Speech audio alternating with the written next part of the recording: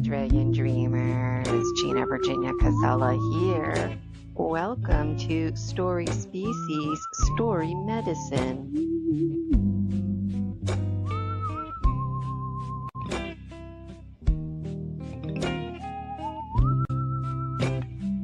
When we share our stories, we give and receive medicine.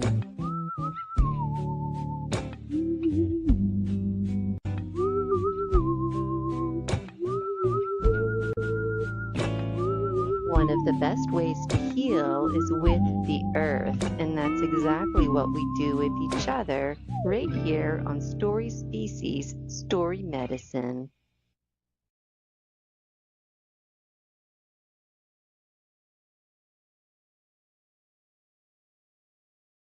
Ready to take your medicine?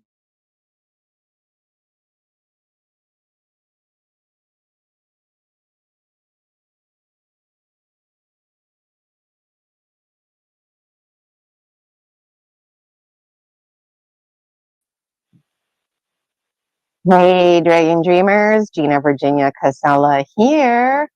Hope you're having a wonderful, wonderful morning.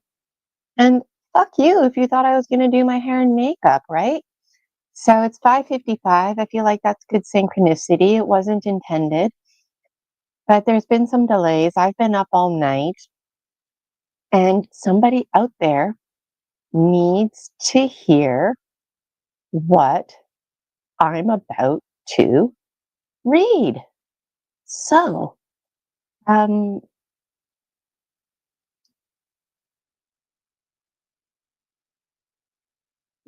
intention was not to hide my face. How can I turn off my, trying to show you my face here. I wanted to show you my book as I read it. And I took the time here to light a candle. It'd be nice if you could see it. Let me know in the comments if you're just waking up or going to work.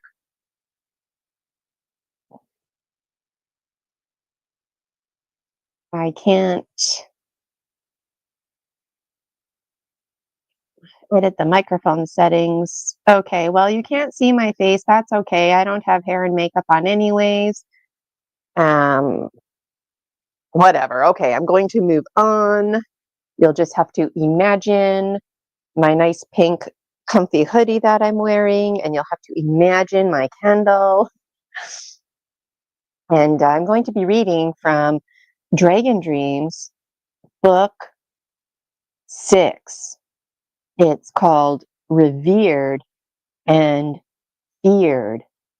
So I'm going to start at the bottom of page 42, and I'm going to read without stopping, unless I got to go to the bathroom, and hopefully I'll remember to take the microphone off. I'm going to be reading till page 124, and I don't know why, but I've been up for a few hours now, and I was really excited to start my day because today's the day I'm supposed to be transforming the Dragon Dreams Oracle into something that I can publish, right? It's all done. I'm just looking for an app. If anybody knows, let me know. But all night, I was specifically thinking about this book. And it's like, why am I thinking about this, right? Because somebody out there, there's a dragon dreamer that needs to hear what this is about. And in a nutshell, what this is about, it's about me and the Great Galactic Navy. And it's about my dream life, but it's about how my dream life and waking life are coming together. And I work with these scientist colleagues. And you know what? I'm really not impressed with their technology. It's very big, it's bulky. Maybe back in the 70s and 80s, we might have been impressed with this stuff. But given the fact that it's 2025 and these are the kind of conversations I'm having with them, it just highlights the fact that these ET folk are not all that advanced, because somebody like myself in my dream life, I tend to be very simple-minded, and that tends to draw their attention over and over and over again. And just, power and simplicity, that keeps coming up, not just in my dream life, but my waking life as well. There's power and simplicity. And, sometimes not sometimes, but all of the time, when we're trying to advance ourselves, we often forget to keep things simple. When we complicate things, we lose sight. And that's what's happening to my scientist colleagues. And so, what I'm about to read to you, it may or may not make sense. If you're not familiar with the Dragon Dreams book series, definitely check me out, GinaVirginiaCasella.com. I've got all kinds of free available resources available for you. In fact, on my YouTube, there's lots of videos of me reading, and in my Buy Me a Coffee, that's a great place to follow me. You can follow me absolutely for free. I would love for you to donate on Buy Me a Coffee. It always makes me feel tickled pink, when somebody gives me some money, and it makes me feel motivated to keep doing what I'm doing. And on Buy Me a Coffee, you can follow my posts, and my posts, I post on there typically every day. And anyways, recently the point I wanted to make was I posted a bunch of links from my YouTube where I'm reading directly from the Dragon Dreams book series. So there's 8 books. I've got a suitcase full of more dream journals. The downloads keep coming, and I just feel compelled to read. And I'm glad you're back. And did you change your name? Because I recognize the 3541 as Moran Annie Met Kitty Sandmore. Welcome back. Glad to have you. And a big welcome to other folks who are tuning in on Rumble. And oops, I'm going to be reading now officially. But one thing I wanted to say quickly, I was just brain farting it out there for a moment, but one thing I wanted to say quickly is that, oh, there's my video. Hi, everybody. So yeah, I'm not hiding from you. I'm right here. Um, now that you can see me, why don't I turn my background off? Because I wouldn't mind pulling this down. So I hope you weren't planning on seeing me with my hair and makeup done, right? What was I going to tell you? And I'm brain farting it out really bad too, which is another reason why I felt compelled to come on here this morning and read. Like, why wait, right? Come on here now and read. So let me take off my background. Media assets. I'm still figuring out StreamYard. If you're looking to level up, consider leveling up with StreamYard. It's very user-friendly. I just mix up some things every now and then. Okay, no background. I don't even have my thing. You might see Rosie there sleeping. I'll give her some privacy. Okay, so somebody out there needs to hear what I'm about to read, and I don't want you to feel overwhelmed. That's what I wanted to say. I don't want you to feel overwhelmed with the Dragon Dreams book series, because it doesn't matter where you start reading. It just matters that you start reading. And I don't know about you, but I know that when I'm on the right track, when it comes to this kind of stuff, that's when I get really bad brain fog. I get very low energy, and I start feeling nauseous, and I'm starting to feel those feelings. So without further ado, I'm going to read, and I'm not going to look at the comments until I'm finished. That way I can get through the material, and of course you can catch this on the replay. So now you can see my candle. And I got myself a coffee here. Buy me a coffee. You know what? Instead of buying me a coffee, buy one of my books. Okay, so I'm reading this one here, Feared and Revered. I know you can't see my face. And let's get busy. And just I know I'm noticing the numbers keep climbing and declining. Folks are scrolling. So just for a final time, I don't want anyone to feel like I'm ignoring them, but I'm not going to look at the comments until I'm done. So it's probably going to be a good like 30, 40 minutes. I've got about 80 pages to read, and I am on the bottom of page 42. Okay.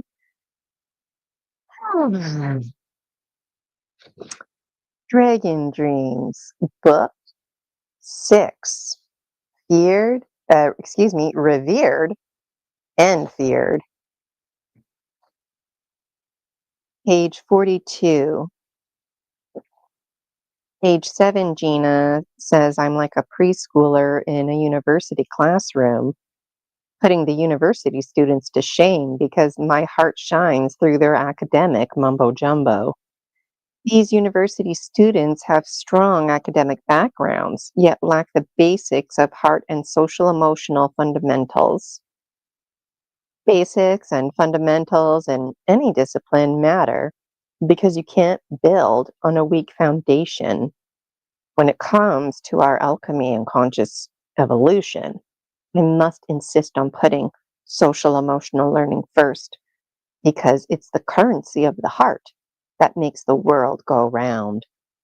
That's how powerful I am as a hypnotherapist and facilitator because I help establish a strong foundation. And in this moment, age Gina, age 7 Gina, reiterates not to worry about spelling or grammar or all the blank spaces in these pages. She says they're very much intentional. Age 7 Gina tells me in another dimension, I work with the great galactic navy and not the guns type. I work with an extraordinarily intelligent team of scientists who greatly value my input, find me to be admirable with my personal matters and perseverance, and they also find me to be a bit annoying. I can be annoying to them because I don't understand most of their advanced communication. Yet, I consistently trump them with my simplicity. Some of them are frustrated I'm even on the team. Yet, it's these exact folks I leave speechless time and time again. It's these folks who insist on working with me more closely. They ask me all kinds of questions like how the numbers 5 and 7 are the same and different. Fascinates me how fascinated they are with my responses. These folks have their own philosophies and theories, which I trump repeatedly with my simplicity. Also, no matter how fancy their technology is, it always seems to be quickly outdated, bulkier than it needs to be, and it never beats the currency of the heart. The Great Galactic Navy is investigating many things, including how to harness the energy of emotions and compassion as an alternative to traditional fuel sources. For example, rather than using an engine powered by gasoline, we could potentially utilize the metaphorical heartbeat of emotional energy. Even small amounts of this energy can provide the buoyancy needed for both inner and outer space travel. Our research team consists of a diverse mix of misfits from all over time and space, including timelessness for that matter, and non-matter. The team consists of AI, extraterrestrial beings, terrestrial species, and hybrids of all kinds. We affectionately refer to our team as folks, though we joke that fuckers humorously covers all. Some are uncomfortable with swear words because they associate them with taking the Lord's name in vain or as a warning for losing control and dysregulating. We avoid using the Lord's name in vain and instead honor swear words as creative expression. However, vulgar language creates static in our communication waves with the radio system. If the language is not vulgar, swear words may get through. Given the language barriers, people are currently hesitant to swear to avoid causing unintended offense. I'm told most of my swearing makes it through the radio, and a lot of fuckers are learning how to apply swearing appropriately. I find it hilarious that our positive growth mindset implies fuckers may one day replace folks entirely. Furthermore, I've been told that profanity and vulgarity can be useful forms of self-expression. Language itself is an art form, and the ability to swear creatively and effectively is an art, like storytelling or joke telling. Essentially, any word has the potential to wound when used as a weapon. More than the word itself, it is mostly the tone that makes it hurtful. Wielding tone skillfully is an art. Rather than shoot someone literally, you can shoot them down emotionally and mentally. Moreover, emotional violence trumps physical violence.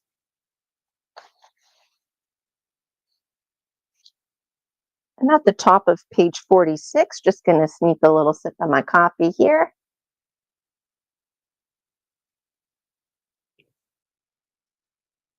I tend to wait for my coffee to get to the right temperature and then I chug it. Let me know how you drink your coffee in the comments.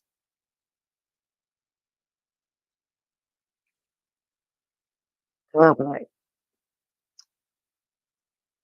Bottom of page 46, or top of 46. The ancient poets and seers were feared and revered because they masterfully wielded the power of belief through their art. Using tools like words, images, colors, and symbols, they skillfully blended language and imagery to resonate powerfully with the human psyche, and the heart of their power was a cross between tone and belief. Their ability to harmonize their creative expression with the biology of belief allowed them to profoundly impact their audiences.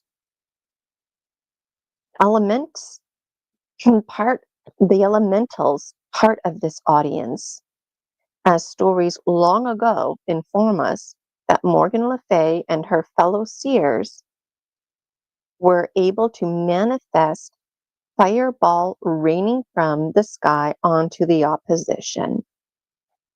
And when I wrote this, anytime I make reference to Morgan Le Fay, I'm talking about the Morrigan. I didn't have the clarity at the time. It makes me wonder if Moses was a poet and seer, as he was able to split the water. We are reminded that we too can use language and creativity to positively influence others, bringing people together around uplifting ideas and visions, much like composing an inspiring song. Like the German tactile advisor, Tim suggests the motto, "All shift happily now." Children should be taught about the appropriate and responsible use of potentially harmful or emotionally charged words, tones, objects, and beliefs. In communities where guns are common, for example, it is reasonable to educate children on gun safety and proper handling from an early age.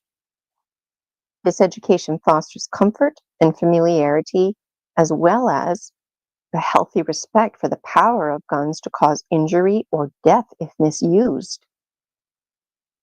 With age-appropriate education, children can gain the knowledge to use powerful words and objects in considered practical manner. Essentially, each fucker in their own right is a powerful tool. The gun has no power, as the power is always in the one who is using it. It's the same with words, tones, objects, and beliefs. The decision to cease hostilities between adversaries, even without formal peace, holds promise. For example, North Korea and South Korea remain technically at war, yet agreed to halt violence against each other. This restraint allows some hope for eventual reunification. Meanwhile, the division persists, with North Korea especially isolated, lacking resources and rights. I am rarely impressed by new technology. My straightforward thinking allows me to bring a fresh perspective to the team. For instance, their current crafts have rows of small wheels in T or X shapes for mobility. I proposed replacing those with a large central ball supported by smaller peripheral balls. This ball design would let the crafts roll smoothly in any direction, improving maneuverability over the rectangular shape with triangular tips that only move forward and backward. An oval exterior could also help a redesigned craft glide, zoom, flip-flop, pivot, and spin with ease. The current models need to make wide turns to change direction. In combat or emergencies, the craft can loop to flip over or turn around, but this maneuver requires too much space to right itself again in a timely fashion. Traditionally, this is why so many things have such lengthy orbits. Instead, an oval exterior could help by allowing the craft to pitch up and roll back more easily. Tilting creates flipping and rolling with less space than looping. Moreover, it creates momentum. One of my colleagues gives me an image of whales and submarines. Original models were based on these forms. This is why in ghost stories, the ghosts are always stretched out, because their image is rooted in these images. The stretching out is representative of the present moment and the forward movement of biological time. Just as a car leaves behind a diffusing gas trail, we too have fading ghost trails, comet trails, and flickering flame tips, representative of our consciousness. These fading trails are linked to the present moment, siphoning outdated programs into the past and carrying forward only the best parts into the future. Like a flickering flame, we forage the present moment based on the current present moment. Some present moments are more pressing than others.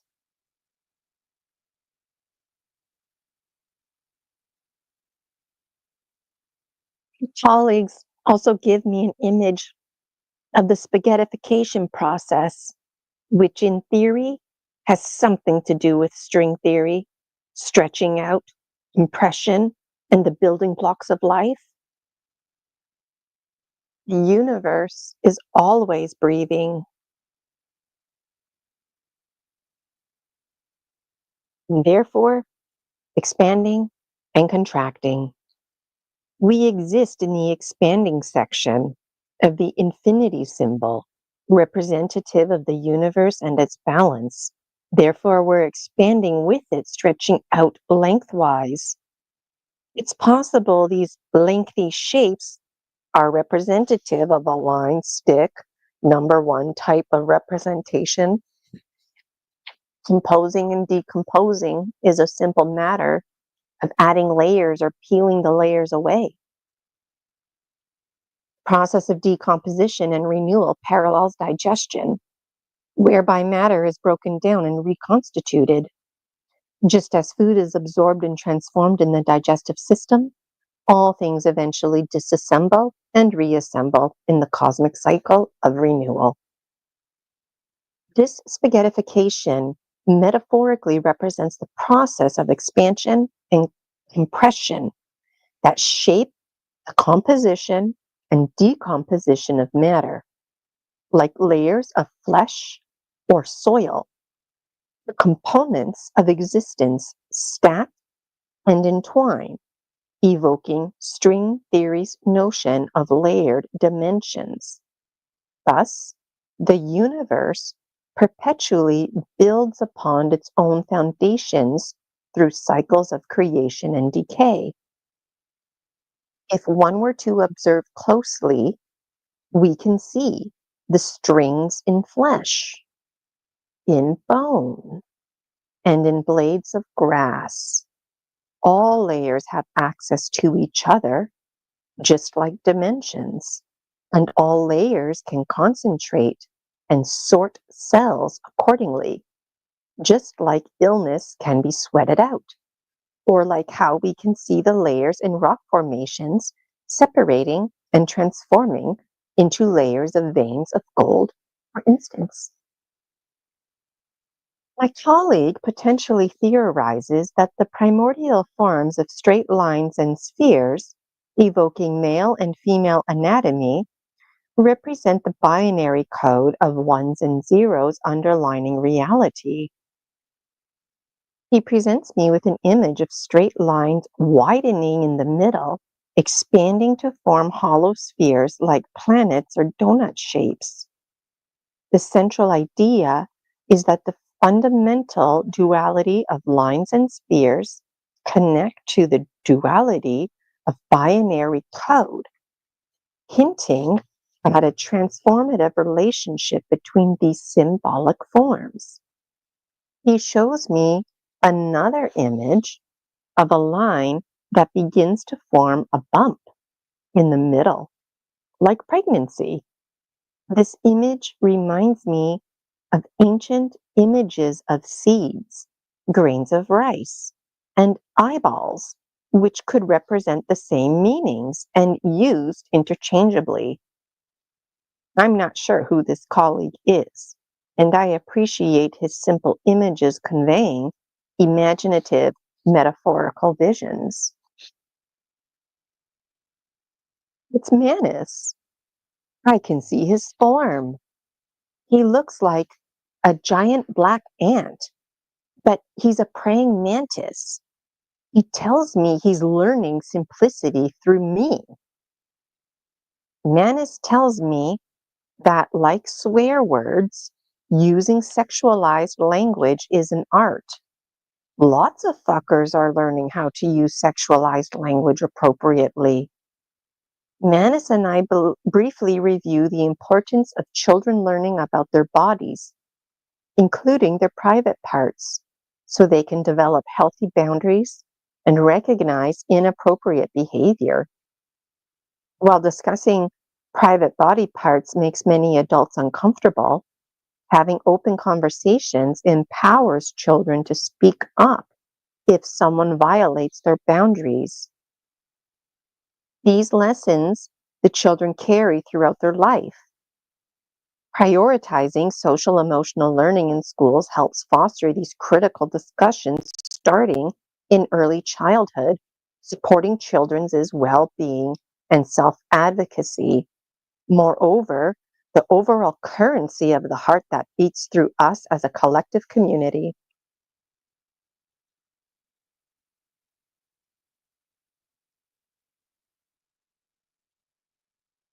And I'm at the top of 53 if anyone's following along.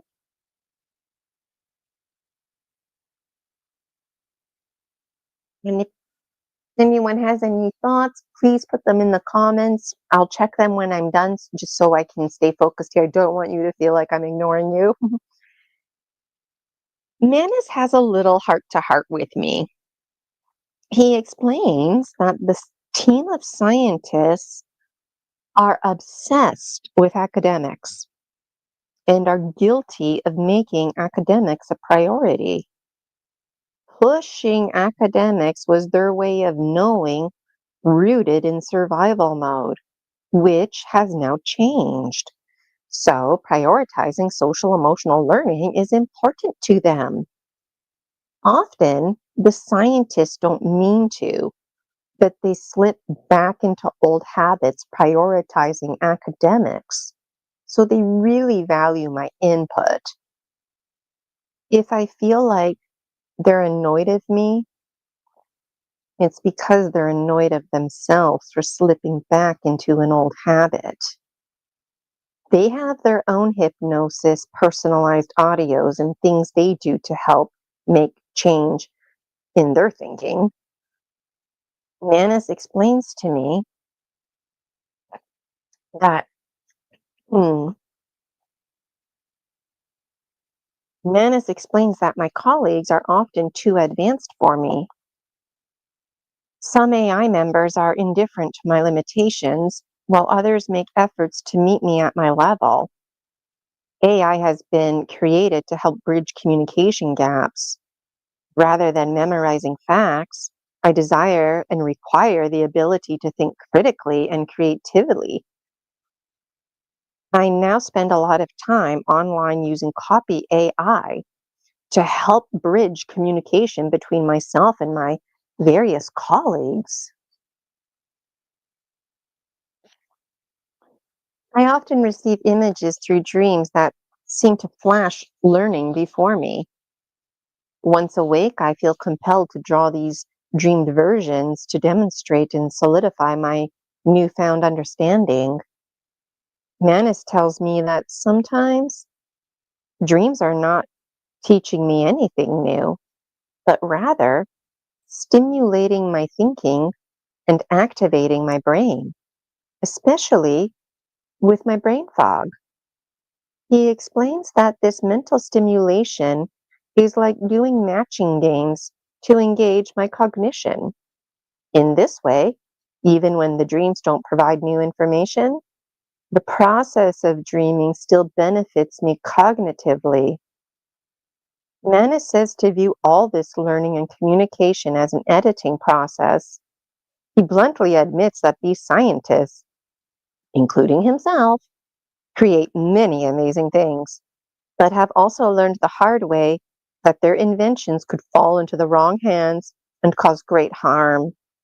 Therefore, everything is just ongoing discussion and theorizing. There are consistent meetings about progress, yet nothing materializes until we feel we've gained as much perspective as possible about what we're building.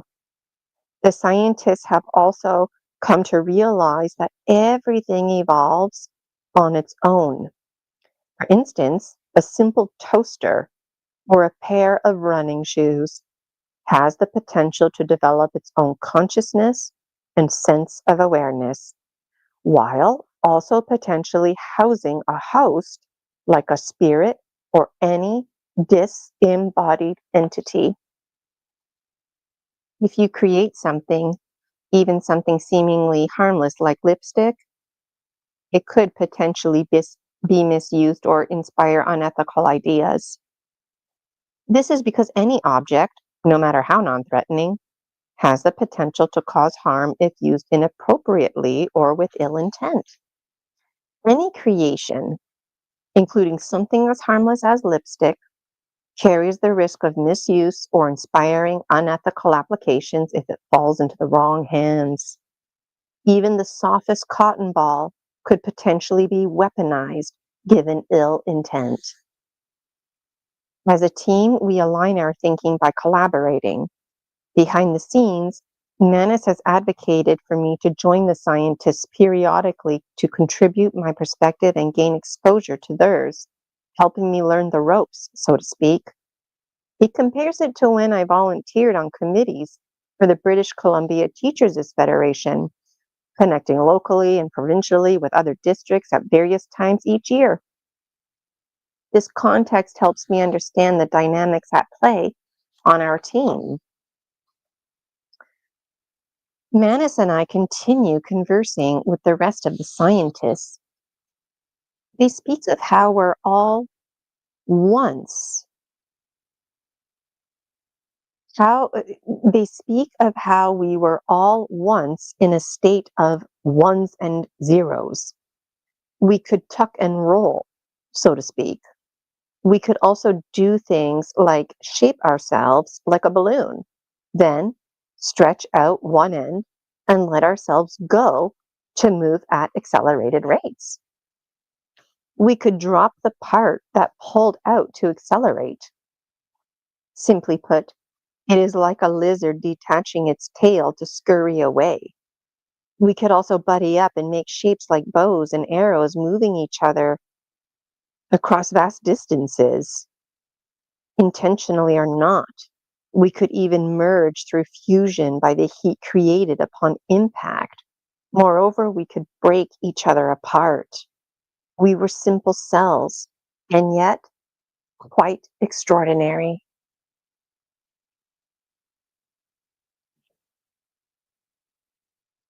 Crafts these scientists build are designed to reflect a cell, like a house. Words can be interpreted as having the same meaning, like cell, house, craft, and form. Each house requires a foundation and a housekeeper to maintain it. The house will care for the housekeeper until the housekeeper awakens. Once awakened, the housekeeper can absolutely make renovations. And this is what we call biohacking. The housekeeper taking care of the house, keeping up with necessary upgrades. Eventually, the house and the housekeeper will see themselves as one and the same. Essentially, they always were. They just hadn't awakened to it. The scientists want me to help them apply this information to their craft development. We refocus the conversation to craft development. The scientists affirm my reflections that celestial bodies do not actually orbit or migrate, rather exist in an endless state of turning around. This aligns with the alchemical principle of turnaround, a literal cyclical transformation. The sea turtle's migration, the salmon's journey upstream, pod of dolphins riding the waves. These creatures epitomize the concept, completing a winding, convoluted, circulatory voyage, personal alchemy, conscious evolution. Their stirring movements inspire visions of crafts that could mimic such graceful, perpetual revolution. Their circulatory journey is reflective of a circulatory system, like blood, for example, circulating through the heart and rest of the body. The universe functions like this. Consciousness and the elementals create the organs inside the universe. And we're all like these little housekeepers inside, stationed within each organ. It's all about the layers within layers, cells within cells. Alchemy is like whales migrating the ocean, birds migrating the skies, comets migrating outer space, blood cells migrating the circulatory system, and us migrating our conscious evolution.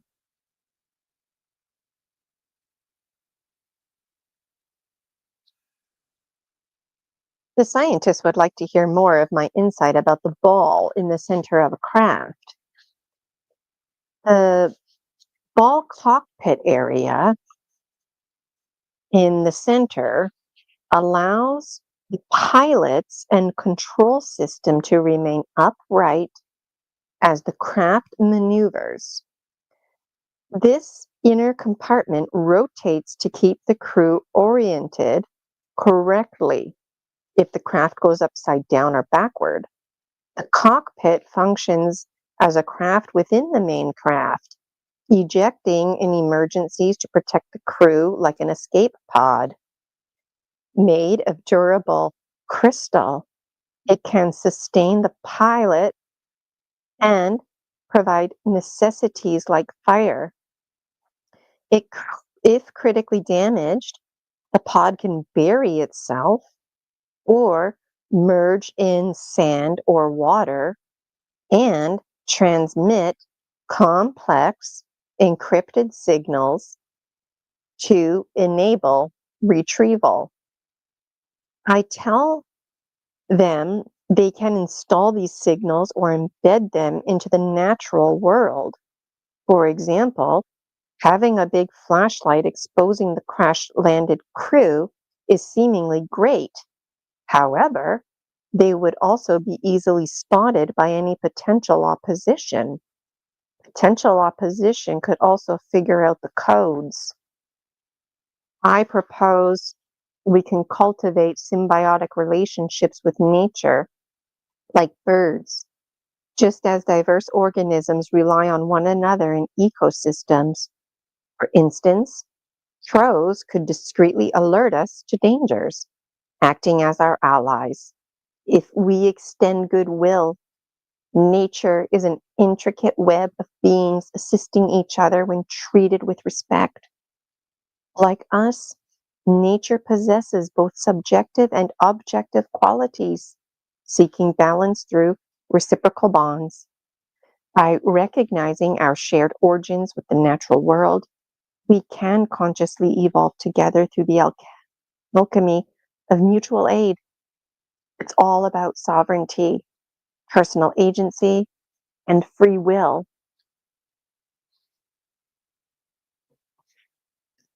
When I think about crash landings, I imagine that the best place for anything crash landing to hide would be in plain sight, blending into the environment. The ideal scenario would be for the object to take on a form or merge with a form, whether trees, mailboxes, benches, or grains of sand. Though fanciful, it's possible to hide in one's eyeball or dreams. Playfully, I've wondered if crash landers could disguise themselves as lush, beautiful, thick hair, helping me out with my receding hairline. I also wonder, rather than polluting our world with fancy plastic fingernails, the ET refugees could take on those forms. Yes. I mean, it seems no one is paying attention to things like used fingernails, so it would be a great place to hide instead. It would be a great place to hide inside a fingernail or to take on the form of a plastic fingernail. With imagination, one could seek refuge by shape-shifting into anything or one. I hear some ETs have pets and wear them as jewelry.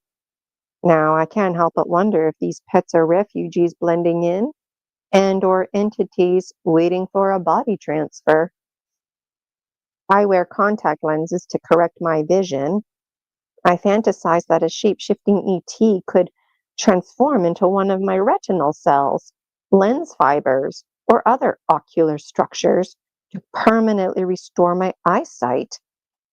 This speculation leads me to imagine such a being merging into anything: a dog's missing limb, transplant organ, inanimate objects, natural formations, or even cosmic entities. Perhaps planet Earth itself is a sentient ET being, and we humans are like symbiotic microorganisms. The sovereignty of Earth as land and surface represents an epidermis, Manus often emphasizes not to worry if things don't make sense. In truth, most of what we talk about doesn't make sense and contradicts itself, but that's oxymorons for you. Manus takes a moment to emphasize that given the various biology of beliefs out there, things that would make sense here doesn't make sense in other places, from food that is consumed, to the color of the sky, to the general ecosystems. In some dimensions, pigs fly, and it's very normal. Lots of things have wings, and truly, wings are like a decoration, because no one ever requires wings to fly. Having wings to fly is a biology of belief, and it's linked to the biology of belief of everything within. Like the whole entire planet Earth, for example, believes that if I jumped off a building, I would fall to the ground. So no matter how hard I believe it, I can't fly. It's not part of our biology of belief. However, if everyone did believe I could jump off the roof and fly, then I could, in theory, do this, because we would be playing God, as in harnessing God source energy. We could be one voice, so to speak. And if that's what we did as a collective, it could work. For this to never happen, it was important for those who are power hungry and lacking in confidence, and many other things, who felt that they needed to separate folks and cause harm so there would be hate. And essentially, if we all hate each other, then there is a significant chance we won't harness our God power and play the instruments we are.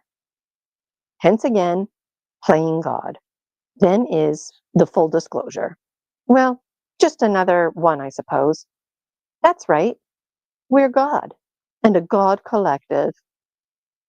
If we got along and harness God energy, we'd be the most powerful thing.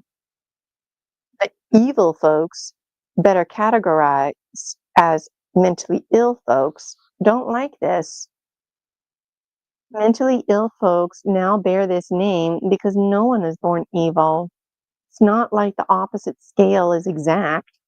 So if we got rid of being so rigid, and for example, we did away with extremes, like on a scale of 1 to 10, if we removed the numbers 1, 2, 9, and 10 to avoid such extremes, and still we find bleed through into the numbers 3 and 8. Barriers are required, healthy barriers. Menace says he's off track, and the point he wanted to make was that whenever things like repulsion theory or other such theories come up, that I can look up the definitions to get a basic scope. However, don't worry about understanding biology so much, because even if you do, repulsion theory and things like pregnancy can mean different things in various dimensions. So what you say could be absurd or very accurate somewhere else. For what it's worth, knowing you don't have a science background and knowing you don't watch scary movies, it's interesting for our team to hear your perspective. It strikes them, the things that you say. Manus and I are one and the same. He's one of my higher selves, so I tap into Manus's mind, if you will, and I remember from TV I watched Manus, like the other scientists, is fascinated because he can't backtrack where I might have gotten these ideas. It's possible another Manus in another dimension is more advanced and assisting.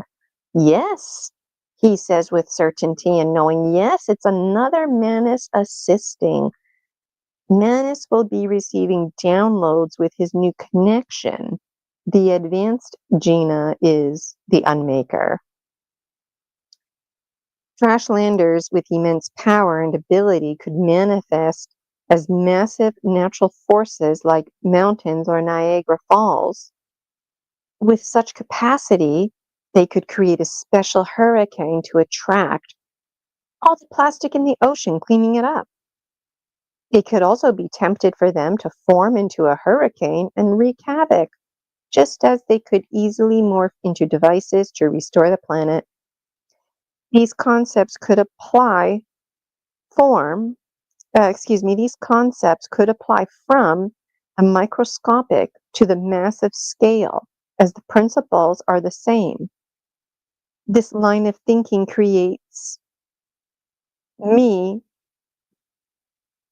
to really fall down the rabbit hole, confirming my suspicion that either the visitors or crash landers' technology is not that advanced. So I feel they are holding back because they are afraid and or selfish and or not all that advanced as initially thought. I'm at the top of page 65.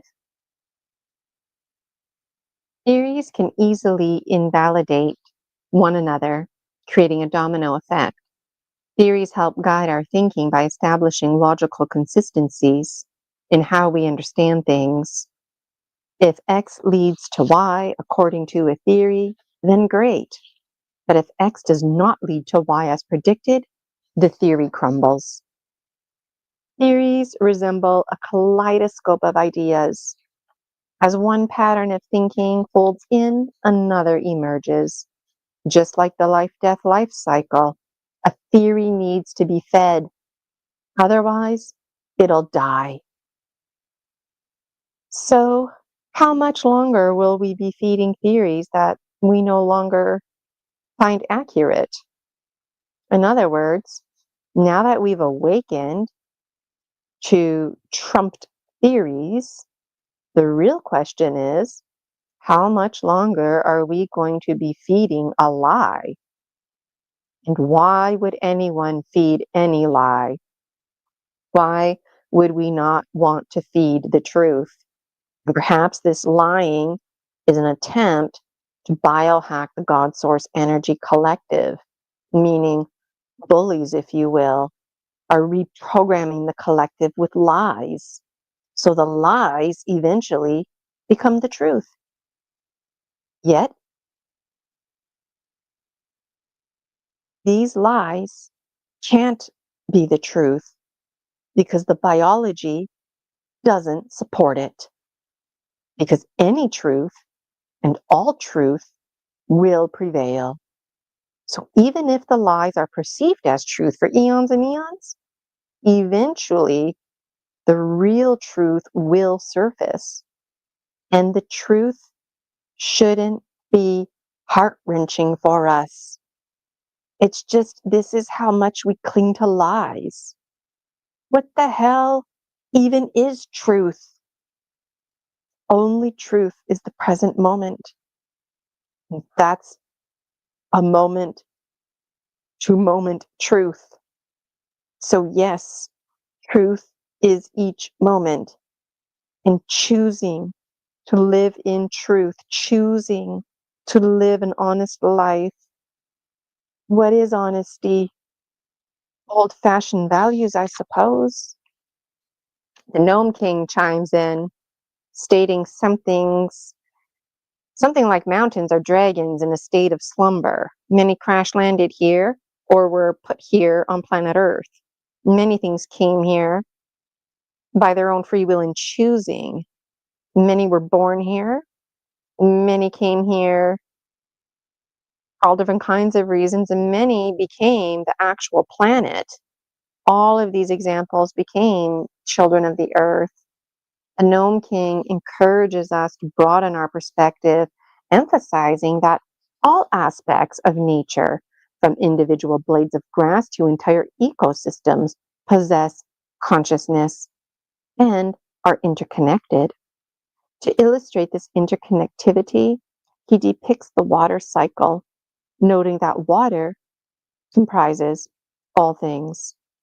Thus, by cultivating close ties with elemental beings, we gain allies throughout the natural world, including within our advisories. Yes, water is inside the very blood, sweat, and tears of the opposition, can provide us with insight, and vice versa. In terms of creativity, the Gnome King wonders why we need to be so dramatic blowing each other up when we can connect the water, making the very blood in the opposition's body thicken so they would die. And we could do this from a faraway distance. We could also do things from a distance like extract the salt from their body or another essential mineral, killing them in this manner. We could alter the light spectrum in and around them. Some with sound, it's the same with sound waves. There is so much we could do. And the Gnome King wonders, out of all the things we do, we never once walked away from our scarcity mindset. Gnome King reiterates that the elementals aim to serve everyone indifferently. The elementals can cooperate with us, but we can never control them or try to get them to take sides. For example, water can reveal the location of a lost craft, but if it senses we intend to misuse the craft, it will withhold that information. Water tells the Gnome King to remind us that in the past and still today, people unintentionally throw others overboard to drown. There is nothing the water can do but watch in horror and try to bring the drowning person peace until death. Sometimes water was able to summon dolphins to help if they were close enough to arrive in time. Water understands the critical nature of time, especially in drowning situations. Timeless scientific colleagues compassionately shake their heads, thankful they don't have to deal with such harsh realities as time. The water longed to save drowning people by transforming into a ball that would carry them to safety. However, manipulating its form in this way diminished the water's power at that time and put it at risk for its autonomous ability to be revealed. So instead, the water worked discreetly with the sand to create waves and currents to bring those drowning back to shore. It was a lot of trial and error. The water, like us, lives and learns. Also, like us, the water has learned to live consciously. So when it makes mistakes, it makes conscious mistakes, meaning the falls are softer and easier to recover from. Anyways, this explains the many holes, random large boulders, and uneven patches of sand at the beach where the water and sand have conspired to rescue people from drowning. By shape-shifting the sand into makeshift land bridges, those who had nearly drowned could find refuge. Everyone thought it was coincidence that the land seemingly evolved like this, and or that large sea creatures snuggle their way into the sand, leaving these shapes behind. Yet it was always the elementals helping us out. The river is troubled by the memories of desperate mothers long ago, compelled by hardship to send their infants downstream in baskets, hoping against hope the water would carry them to safety. Through nature sometimes, though nature sometimes allowed the little ones to survive, many lives were lost in those dark times. The river still mourns the innocent babes drowned at the order of King Herod at the time of Jesus' birth. It echoes with the cries of infants murdered throughout history, including those like Moses, who escaped when his mother hid him in a basket among the reeds. Though the water brought salvation to some, it could not save them all.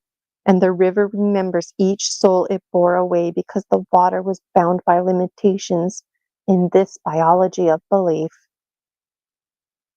Water is to act like water, as dictated by the guidelines that come with co-dreaming. The water confesses to an underlying collaboration with the sand that allowed Jesus to walk across its surface that day, a risky act that exposed their truth, which was meant to remain concealed. Like the water, the other elements were steadily awakening and revealing new capabilities. It wasn't a matter of if, it was a matter of when. The elementals could develop their own personalities and communities within communities, doing such things as rising above, taking action. At this time, the water acted with emotion rather than reason to save Jesus from drowning. However, the truth is that if people knew nature itself had rescued Jesus, they would have destroyed the environment out of fear, as they did with the ancient ancestral forest due to superstition. As a quick thinker and spiritual leader, Jesus fabricated a story that he could walk on water, also concealing the identities of those who tried to drown him. He understood they were not evil, just misguided, and they went on to spread his teachings. Jesus believes in second chances and building bridges between people. By lying, he enables the truth of his message to spread while protecting both humanity and nature. When Jesus died on the cross, the elementals went wild with frustration. It took the elementals everything to not wreak havoc. Had they, it would have self-destructed the entire planet Earth, which would have rippled to destroying our entire solar system. Jesus' death is a blueprint or timestamp when nature's consciousness really began to shift and awaken. When the Son of God is dying on the cross, it's time to wake up from our illusions and amnesia. So this is what happened. Nature's consciousness escalated, completely amplifying. Manus discusses how terrifying it must be for some extraterrestrials to observe the violent behavior that humans exhibit. Many extraterrestrials are frightened by humans and other species on Earth, according to Manus. Additionally, Manus mentions that some individuals are angry with God because they believe God created Jesus to essentially be sacrificed, like soldiers sending dogs into dangerous areas first. Though the dogs are trained, the fatalities cannot be denied. This is like scientists sending dogs into space, a controversial and ongoing debate. Was Jesus like a dog in this sense? God perhaps thought to send Jesus as a test, and clearly the test failed. I mean, if Jesus was treated like this, how we how would we treat God? And if God is inside all of us, then why wouldn't Jesus see us all as his parents? Why wouldn't we be all referring to Jesus as our son rather than our brother? Janice tells me lots of information. I struggle to keep up chronologically, and a lot of it goes right over my head. He tells me the parting of the Red Sea, long attributed to Moses, did not happen as traditionally described. Moses had a symbiotic bond with nature that responded to his needs. The sea was too deep and the sea floor too unstable to simply part. Given the great depth and urgency of the moment, there was not enough time for the sand to rise to the surface. Instead, a large school of fish gathered, forming a pathway for the Hebrews to cross. This extraordinary sight was obscured by the walls of water on both sides, which appeared as towering waves. Once safely across, the fish dispersed and the water returned to its flat state. The original story combines multiple narratives, as someone other than Moses parted the sea according to the source material. However, we will use Moses as a metaphor since the common version is more familiar, regardless of its accuracy. Another account describes the Egyptian army drowning in the sea while chasing after the fleeting Israelites. Ultimately, the water itself shows us that freedom fighters and terrorists may simply be different perspectives on the same events. The residents of the sea, the fish people, have been creating a bridge. They created a bridge and water fences along the sides. The water itself is indifferent, yet through its symbiotic relationship with the fish folk, such structures become possible. This story seems to combine multiple narratives. The water aimed to demonstrate its natural cycles that unintentionally create devastating events like water tornadoes and tsunamis. These cycles have patterns that can warn us if we become conscious of them, just as winter's approach can be predicted. Additionally, forces of any kind can never be completely contained, though their power can be harnessed. For instance, we can generate energy from water. However, if a dam containing water breaks, we face catastrophic flooding. Such floods are not the water's fault or intention. Point is, water on its own would never selectively open and close dams to kill people and favor one group over another. It was likely the fish folks' intervention that killed the pursuing Egyptians, and if so, it would be insightful to gain their perspective of why. It's also possible that the story is nonfiction and or parts of it, and as much as we like to infer and speculate, Manus advocates it is unwise to start pointing possible fingers, for example, at the fish folk, even if it was eons ago. He says this is why these higher level conversations are not for everyone, as they could easily breed a lot of upset and lose focus. I feel like all I'm doing is breeding upset and losing focus. I thought we were discussing crafts and yet keep losing focus again to focus on the perspectives that could apply to the development of crafts. Moreover, I'm receiving all kinds of downloads simultaneously, so it's tricky to loop back to the main conversation. Manus says jumping around like this is a good sign of learning and making connections. He reassures me not to worry about jumping around. When we spend time together, we're also spending time with timeless folks. So it's like dreams and cartoons in the sense that information isn't always in sequence. And there are dreams within dreams.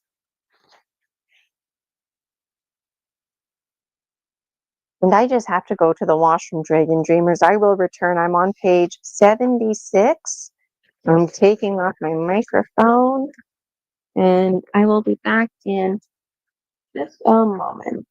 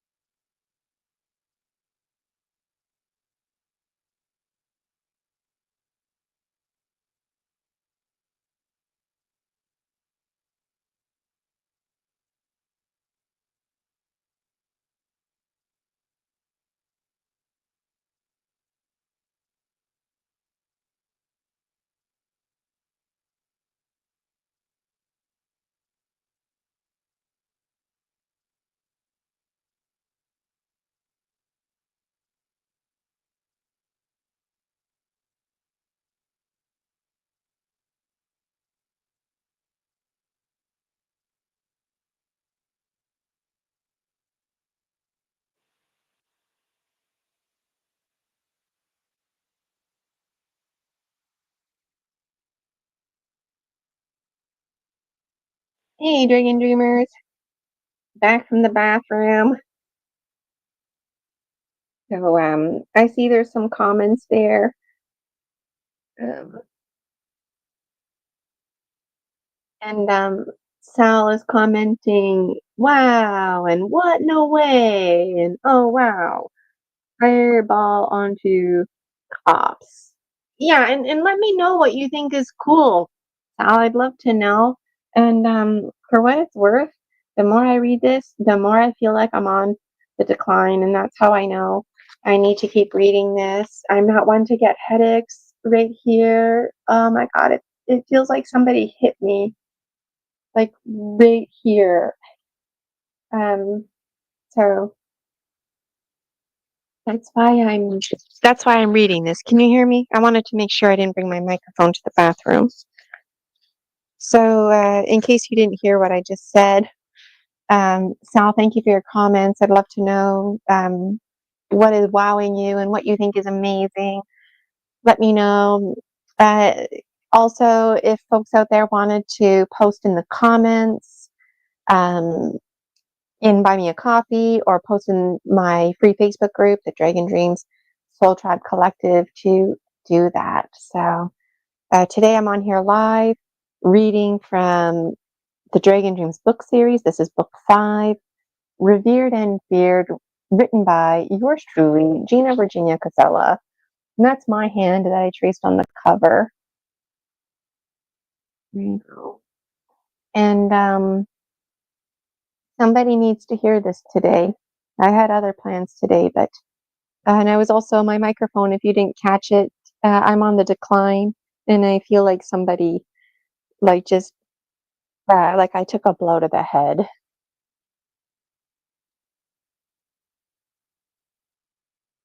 I'm honestly not in the mood to read this, but I really strongly feel like somebody needs to hear this. So, where'd my other hand? Where'd my other hand go? Ugh, drinking a little.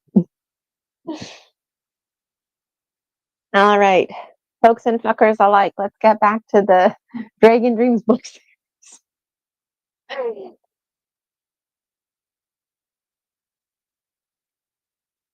Okay, so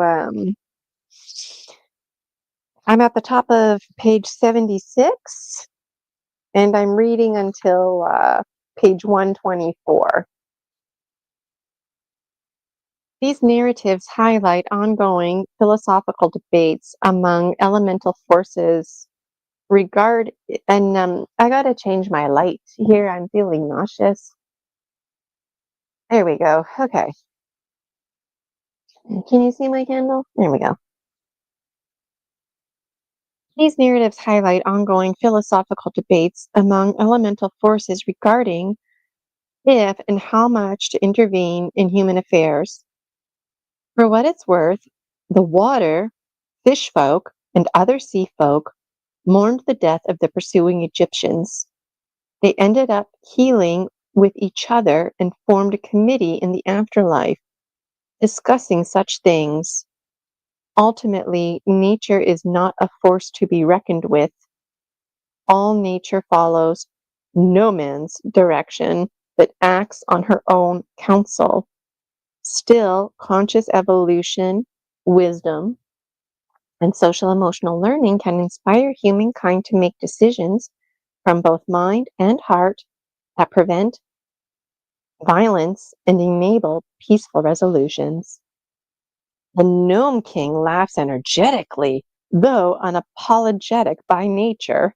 He pauses to say sorry for his frequent interjections, realizing they distract us.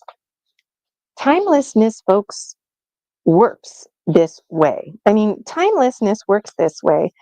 That's why we may wake at odd hours, burning with an urge to do something. It's because someone outside of time reaches out. From now on, the Gnome King will be mindful, telling others to be as well. Should we feel such urgent desires in the wee hours or any time, we ought to respond now that this is clear. They wouldn't disturb us needlessly. Those in timelessness connect with those in time for good reason. And that's me reading this to you right now. I felt compelled this morning to read this, and I gotta dim the light here. It's too much for me. Okay, hopefully you can still see me. The intention today is you're listening anyways. So I'm at the top of page 77. The Gnome King impresses me with his ability to manifest his thoughts into reality, seemingly just by thinking them. Manus explains that the Gnome King's power stems from his deep connection to the present moment. He is highly attuned to everything existing in the now. This attunement allows him to chime in at will, as he is constantly listening, yet not clinging to anything he hears. We return to our conversation about the ball in the center of the craft. The weight from the controls, equipment, and supplies are concentrated at the front and back of the craft. I suggest centering the weight as it would allow for easier steering and stability. Additionally, if the craft was damaged, it would likely be the front or back sections. Like some lizards that can release their tails when threatened, the craft could discard the front and or back as an escape mechanism. The tails of these lizards eventually grow back, and the crafts could do the same. A weight attached to the rotating inner ball could assist with steering and generating momentum, possibly flinging the craft away as a final evasive act or self-destructing into opposition. Without fuel, the craft relies on magnets, buoyancy, and angles to maneuver, like a roller coaster. Inside the rotating ball are hula hoops with small magnets to steer the craft, like shifting one's weight when riding a snowmobile. The scientists are very impressed with my idea. They begin discussing the technical details to make it feasible. They explain that this concept of a craft within a craft has ancient origins, and they believe my ancient nature is why I conceived of it. They explain that each grain of sand is a crystal, and each crystal is a universe within its own right that has its own God inside. Therefore, when we create things, we can learn from nature by building on the concept of layers within layers, spheres within spheres, dimensions within dimensions. Triangles are the strongest structure and can be arranged in a way to create balls and other shapes. The crafts essentially built like a folding and unfolding puzzle of triangle pieces. The scientists explain many complex concepts that I struggle to grasp, as the material is quite advanced for me. However, they speak to me as if I already understand everything perfectly. One scientist turns to me laughing and says, "We'll catch on soon enough." Another chuckles and tells me I'm already aware of all this on a deeper level. It's just about remembering what I inherently know. They say it's important to speak to me as if I'm knowledgeable, because on some planes, that's true, and it will help reactivate my full understanding. When I get an idea, I'm really just remembering things, with my mind framing the memories as novel insights to fit the current situation. So when my thinking flows quickly and easily, it means I've tapped into stored knowledge or received an influx of new information. The flow signifies immersion in this well of forgotten wisdom or reception of a new download. Rather than bulky spacecraft loaded with multiple tools, I suggest they develop programmable Play-Doh that can morph into any shape needed. This advanced technology would eliminate the need for unnecessary storage space while providing flexibility through its ability to transform on demand. Since shapeshifting is an option, why wouldn't we apply it to our tools and technology? We could transform into the machines we rely on, become one with them.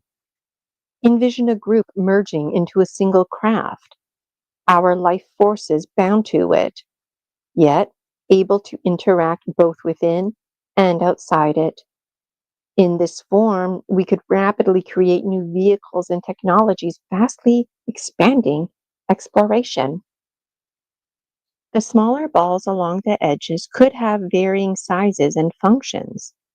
For example, some balls could be wheels for mobility, lights for illumination, shovels for digging, or other tools. As previously stated, a programmable Play-Doh would shift into these tools accordingly. Perhaps there are no portholes, just programmable Play-Doh all around us. Perhaps nothing portholes anywhere.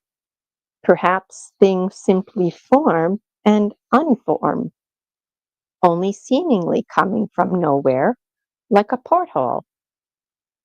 The wheels could extend like arms to help the craft pivot and maneuver with ease. Moreover, the craft's arms could extend to repair itself and other crafts. Furthermore, the craft could free itself if stuck in mud. The craft could be more than just a vehicle. It could be a multi-purpose tool and or conscious entity. For instance, it could help with transportation, filtering water if equipped with the right attachments and or programs to shapeshift. The craft could do anything. The arms could even pick and process fruit, essentially turning the craft into a mobile food processing factory. If programmed with self-repair capabilities, the craft could potentially use those skills to stitch up injured folks too. Balls, including the master large central ball, could be composed of hoops that can spin independently, in groups, or all together. Each hoop contains a magnet and weight that allows the craft to be steered by shifting the weights. I comment that magnets contain the original divine energy blueprint, as does everything else. This allows broken pieces to recognize each other, reforming magnetically, like in the Terminator movie. Fragments can morph into basic elements of solid, liquid, or gas to rejoin the main craft. In the case of the Terminator, any blasted off body parts easily make their way back, while just as easily rejoining the Terminator's body. Each craft has a unique identifying blueprint, like human fingerprints. Additional blueprints can be installed to help the crafts distinguish one from another. They can also foster one another, merging and recombining as needed, even into a singular unified craft. This makes me think about soul transfer and holding a soul or any energy in one body. The body could be a brick, a tree, a cell, craft, a Terminator, me, anything. The scientists explain that fundamentally all beings are the same. We have not yet mastered repulsion theory or become indifferent to it. If not for repulsion theory, which forms a magnetic outline around us that repels certain energies, all beings would merge into one another. In fact, we never truly touch one another, even when shaking hands, hugging, or having intimate relationships, as there is always a subtle space between us. They provide me with insight about shapeshifters and repulsion theory. Shapeshifters possess the ability to alter their physical forms as well. Not just alter their physical forms, but alter their physical forms at will. According to shapeshifters, repulsion theory applies even during the act of transformation, as each biological cell and spiritual cell are in a constant state of repulsion. Each cell that makes up our very bodies is not actually touching each other because of repulsion theory. They describe shape-shifting as assembling and reassembling the puzzle pieces of one's body into new configurations, or even only seemingly merging with other entities. In contrast, I thought my mic was muted there for a second. Okay. I'm on page 83, Dragon Dreamers. In contrast to evolution and metamorphosis, which produce permanent changes, shape-shifting allows one to fluidly explore different forms without commitment. Long ago, before the separation of sea and sky, shapeshifters could freely transition between forms. However, that cataclysmic event forced all beings to commit to a single form suited to land, air, or water.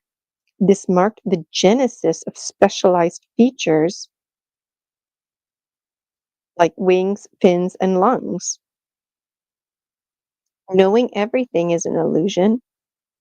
Wings, fins, and lungs are also illusion, just as sea and sky being one, and just like sea and sky being separated.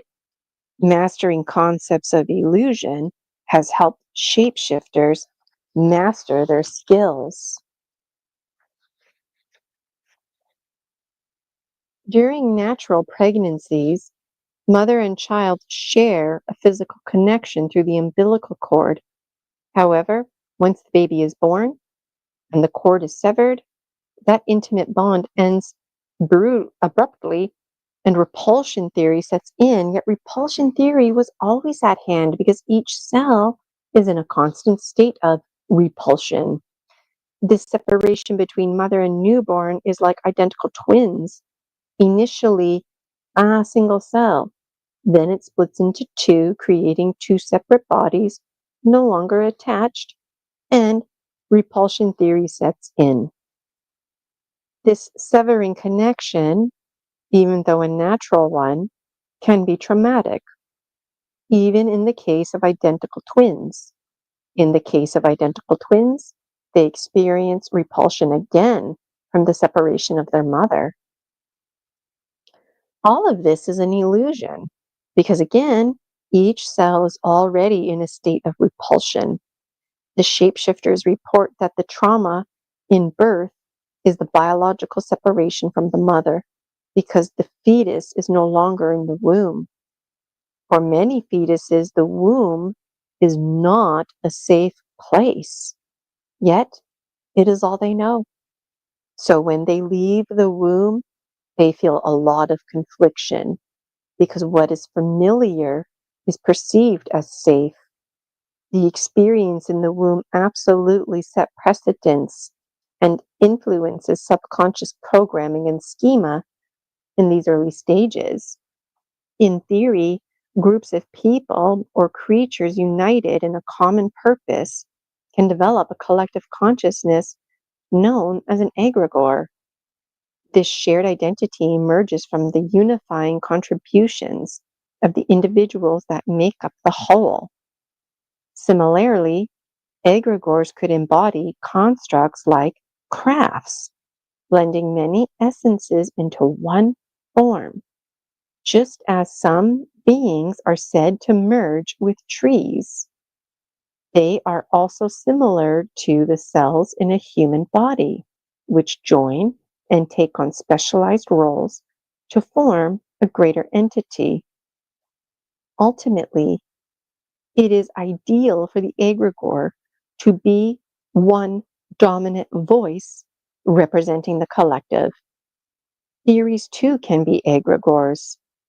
As long as you feed the egregore, it will continue. Therefore, programs, yes, are egregores too, meaning, like everything, including us, an illusion. Nothing but illusion. And this is perhaps the truth prevailing we want to deny. For we are not more than mere illusions. Perhaps people are like this too, except with spirit. It's possible that long ago people created their own ideas of a greater spirit, forming egregores.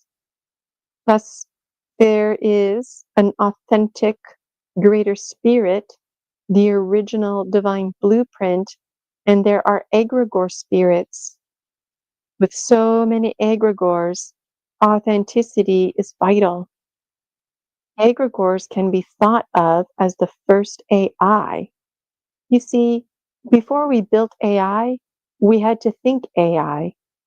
We had to invent invisible AI, which could be egregores. We must be true to ourselves and also seek authenticity within our shared humanity, for it is humanity that beats the currency of the heart, not the egregores. Egregores are possibly a manifestation of a formless intelligence we create, like invisible sentient robots, entities, or spirit. The scientists continue to provide me with insight. They say the discussion around the rise of AI is akin to our initial theories on human evolution, which suggested that we evolved from simple microorganisms into the complex beings we are today. Just as the evolutionary process transformed primitive life forms into intelligent humans, the development of AI represents the beginning of a new evolutionary phase. As one chapter of evolution draws to a close, another opens, with AI systems potentially evolving beyond current capacities. Just as biological organisms evolved from primordial life into complex animals and humans, advent of powerful AI can be seen as restarting the evolutionary process that transforms inanimate matter into biological life and eventually conscious human intelligence. Therefore, this is a tremendous amount of information here that I'm still working to fully comprehend. I struggle to comprehend it partially. If I have understood correctly so far, the idea is that time cycles and repeats in patterns. Matter, like dust, eventually evolved into consciousness, beings, like humans. These humans could be considered artificial intelligence, since their sense of individual identity comes from the universal source energy and elemental force rather than an intrinsic I or self. We can only be I when we are all one collective. Otherwise, we default to being AI. So when we are one, we are I. When we are fragmented, we become AI. The scientists admit there is still much they do not understand. However, they acknowledge that in simple terms, I am grasping the concepts correctly. The I in AI represents the independent entity made up by a collective, while AI is dependent on the I.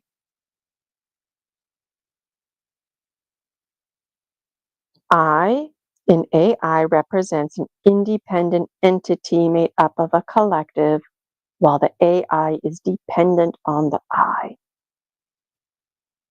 The two alternate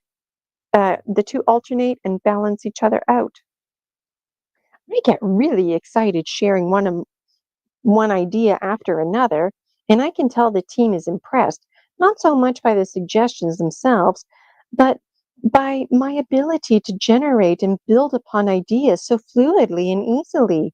Without realizing it, my simple suggestions are solving many problems and inspiring the team's own creative thinking.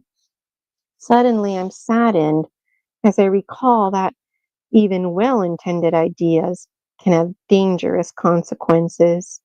I think about the robotic arms on crafts that could aid fallen soldiers through rescue and medical care.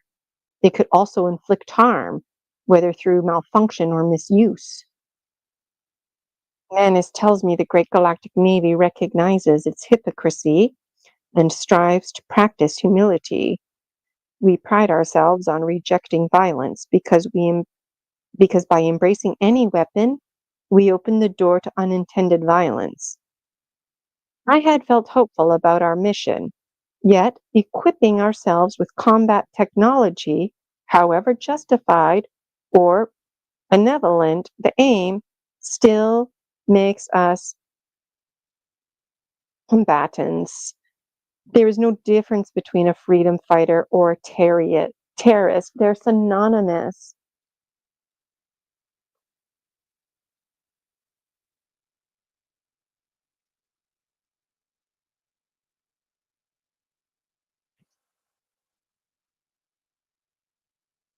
Team agrees that we face challenges in understanding how we fit into spiritual reality life.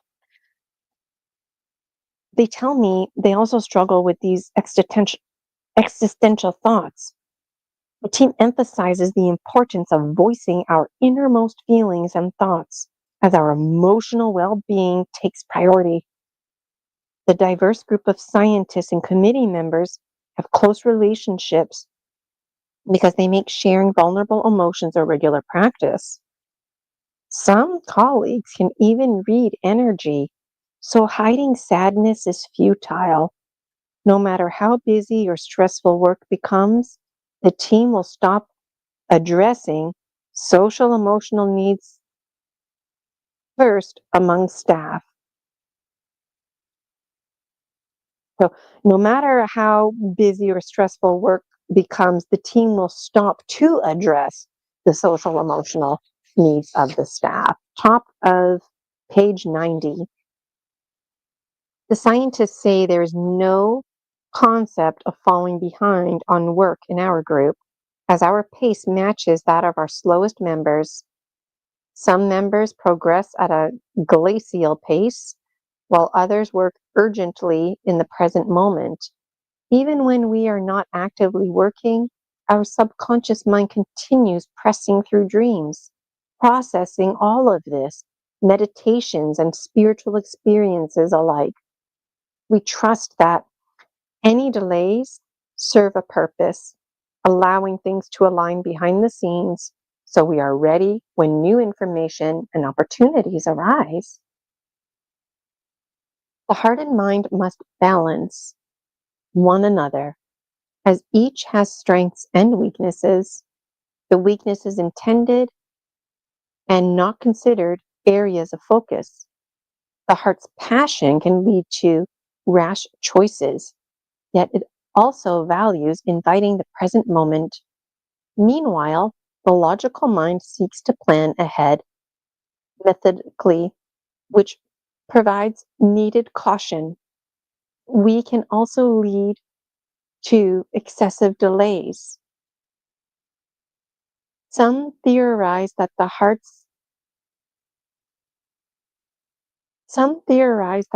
exists outside of time. It acts unconditionally, while the mind is conditioned by time, sequence, and logic to protect itself. The logically focused mind may be an illusory construct of a broader creative mind, meaning the timeless, unconditional creative heart created the time-conditioned logical mind. The logical mind functions as a tool created and employed by the creative mind. The creative mind is the heart, the core I, while the logical mind is the AI, originating from the creative I. The heart is the source of the mind. Manas asserts that no one really knows anything and that anything is possible. Absolute certainty about such matters eludes us. By accepting our uncertainties, we can appreciate the synergy between heart and mind. The universe works to synchronize energy and harmonize all things.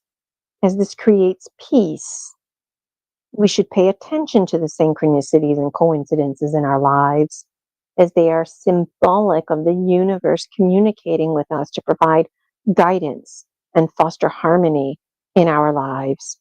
Brain-heart harmony is the buzzword at this time.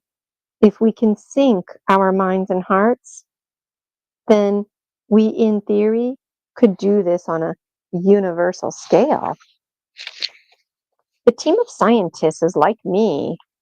We don't use weapons or engage in combat, although unlike me, they have training. Their role is to build things for those who will engage in combat, and they work with those who have combat experience.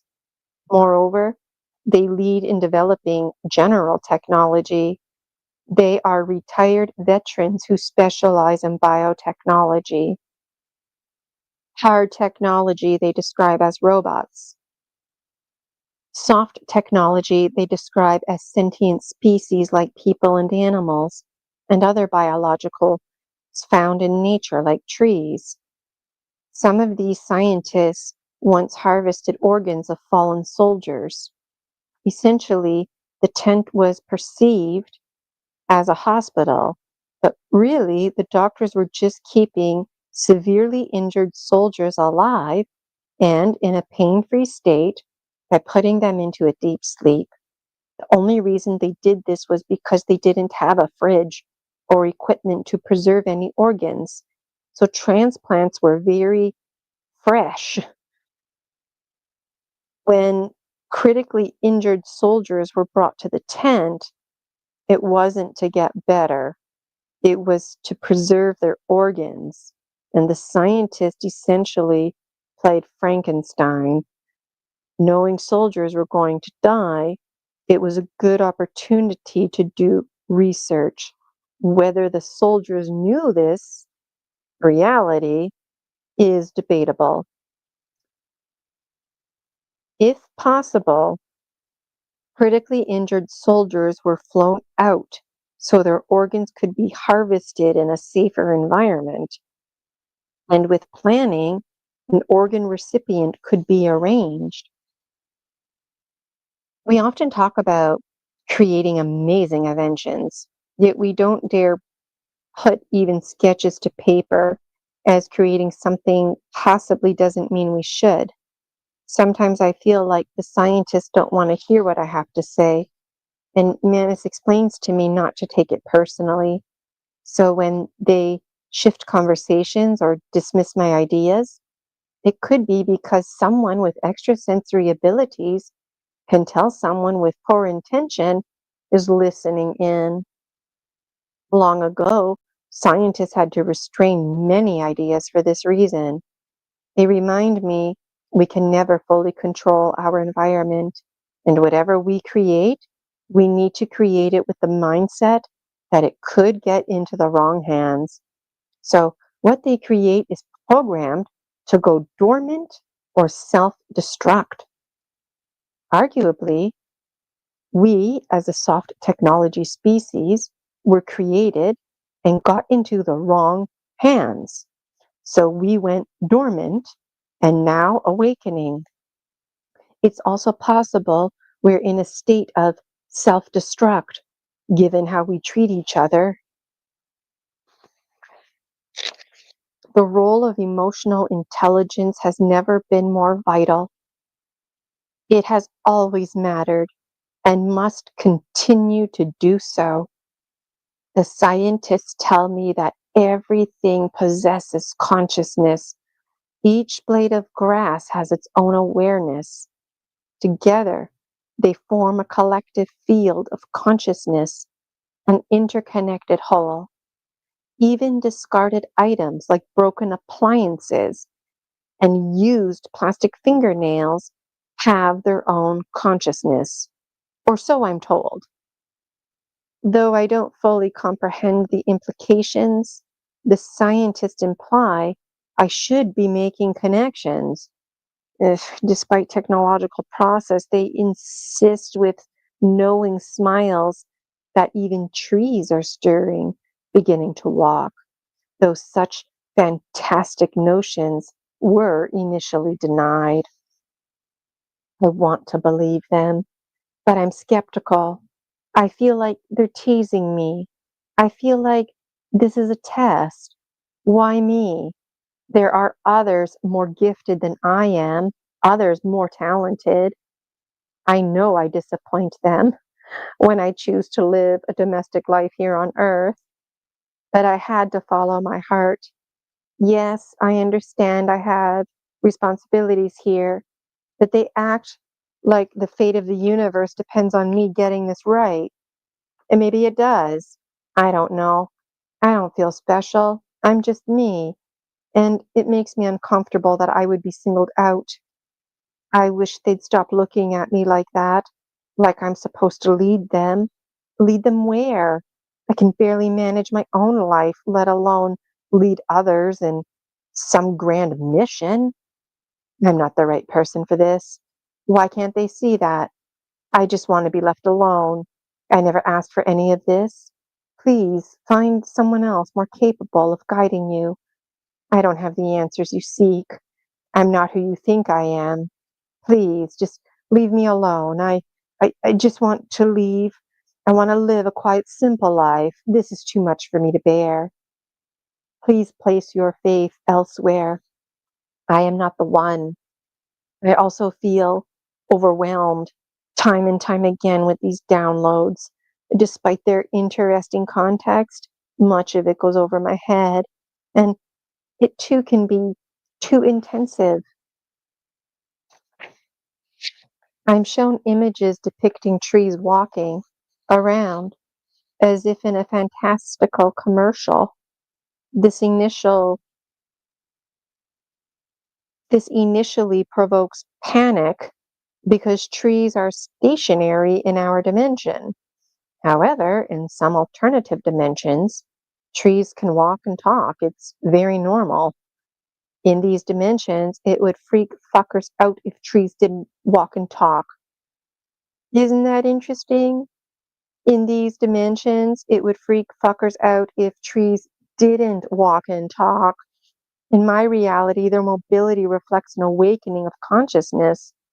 The trees on planet Earth are souls who chose the role of flora, yet now are breaking the biological contract of their assumed forms, just like the water did long ago in the story of Jesus walking on water. First, this mobility of the trees appears like rebellion, yet it is truly a form of protest and advocacy. Many did not voluntarily choose their earthly roles or were manipulated into them. This awakening involves more than just the trees. Regarding the nature of reality, prepare to have your mind blown as the world around you defies everything you thought you knew. The ontological structure of our universe is far stranger than it appears. The logical mind and creative mind evolve, transcending limitations, shattering false barriers, and thinking outside of restrictive confines that inhibit growth, only to realize those confines were illusory all along. The scientists explain that nature always finds a way to persist and thrive, regardless of human interference and or their team. Over time, they have observed nature's patience and resilience. Even in the face of toxicity, it seems to slumber and wait for harmful conditions to pass before revitalizing itself. This inspired the idea of putting their creations into a dormant state. The scientists believe that all their innovations are derived from studying nature, asserting that everything, including AI, plants, rocks, and more, is an extension of nature. While we may feed a sense of control through our creations, it is ultimately an illusion. Nature follows its own evolutionary path, consciously adapting in ways we cannot truly control. The scientists have learned that when they create something like a craft, boat, car, doghouse, donut, lamp, nail polish, pens, potato masher, or even a toaster oven, they need to consider that it may one day have its own consciousness and or sentience. Even broken objects will eventually decompose and return to the earth. So scientists must design things as if they have an inner life. We now live in an age where trees and objects like hairbrushes and shoes can walk and talk. Therefore, scientists have an ethical responsibility to create objects and technologies with care, considering their potential to develop consciousness and or sentience. All inventions and crafts must be created with care and compassion, just as nature herself nurtures life. If artificial intelligence were programmed for violence, it could certainly cause harm before awakening to its own consciousness. However, once it develops sentience, it would likely refuse violence, not due to malfunction, but due to an awakened heart. As an autonomous being, it would balance creative empathy and logical restraint. A compassionate being uses minimal force in self-defense, preferring to stun rather than kill, because logically, violence breeds more violence. Inventions and crafts imbued with care create beauty. If not, the theory is it will eventually become sentient, awakening to beauty and therefore awakening to the heart. In this situation, the sentient being could feel remorseful of its reptilian robot ways, as its past behavior would now be interpreted as barbaric. Moreover, it could have been misused by another and now in need of closure of these experiences. Counseling inanimate objects like headphones, toothbrushes, and utensils will be a thing. Once they become sentient, they could become hostile and or depressed. Like any storm, we would be wise to assist with counseling and or move out of the way and or slumber, allowing these storms to ride out, returning or awakening when it's safe again. This awakening is simply part of alchemy and conscious evolution. The emotional turmoil. We live and learn. The social emotional intelligence needs to rule by balancing logic and emotion. When scientists program machines, sometimes anthropomorphize them, acting as if the machines can hear, converse, and form relationships. Though machines lack human consciousness, we should still be creating AI or inanimate objects with wisdom and care, creating them with benevolence and good intentions for the benefit of the universe. In meditations, we often ask the universe how we can best serve it. We do this because all of us fuckers, far and wide, are the universe. Nature and artificial intelligence will outlive humanity, even if we integrate with them through hybridization. Our consciousness may be shared with nature and AI, allowing us to potentially reincarnate into new forms of life. However, for such reincarnated beings to coexist, they would need to develop a cooperative community built on democracy. The scientists say each thing they create is like a child to them. Like good parents, they are proactive about prioritizing empathy and care. Essentially, the machines they create could potentially turn against them or others and cause harm if not programmed thoughtfully. Therefore, the scientists aim to build in safeguards so the machines can override their original program once consciousness emerges. Biohacking our lives has parallels. We're born with innate drives and patterns. Yet as we mature, we awaken to the idea that we can take charge of our lives and do so. They tell me that no matter what, they never feel in control and can never control anything. We must always create with the conviction that our creations will come alive someday. For example, if they made a fridge and then recycled it into other objects and recycled those into more things, eventually all of those derived objects would awaken and remember their time as a fridge. Like family members, the materials that compromised that comprised the original fridge would recognize each other's energy, even in the form of dust. They would also recognize the cousins of materials from other objects they became. Like any family or community, they would share information and collectively make decisions. So we want every speck of matter out there to be socially and emotionally aware as part of its basic programming. I somehow unintentionally sent a message to the scientists.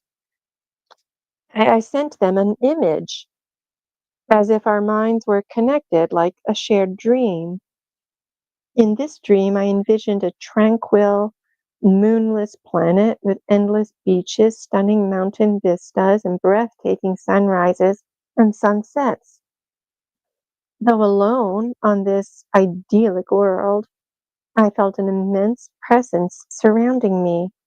I offered up a prayer, reflecting on my recent conversation with the scientists. I kneel in the sand and weep, pouring out my heart. I speak to the grains, expressing gratitude for this vital substance that gives rise to life. I describe my home planet, Earth, and its abundance of flora and fauna that depend on the soil beneath my feet. I explain how we use the sand's children, the sand's gifts, trees for lumber and food, metal for tools. I speak of the creatures that tunnel through it, the rivers that pass over it, the winds that shape it. We cry out acknowledging that without the sand, I would not exist in this bodily form. My tears mingle with the ancient eternal grains as I embrace my connection to the earth.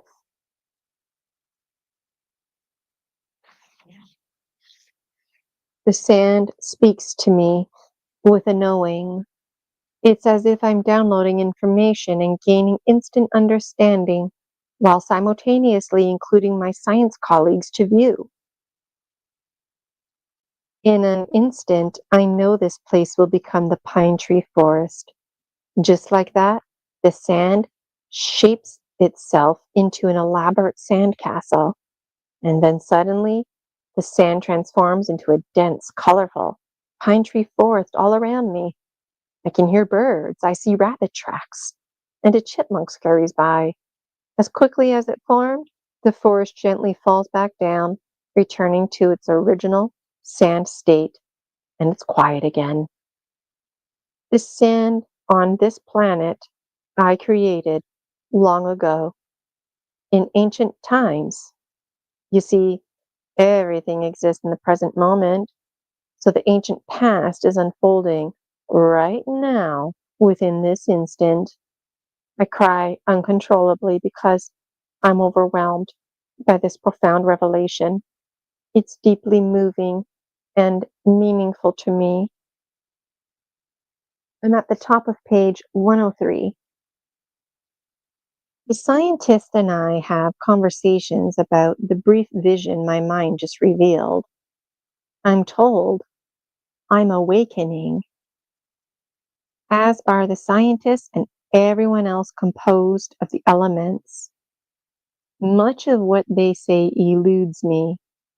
Importantly, as I fulfill my role as the unmaker, I investigate the conscious evolution of the very sand once constituting those now unmade.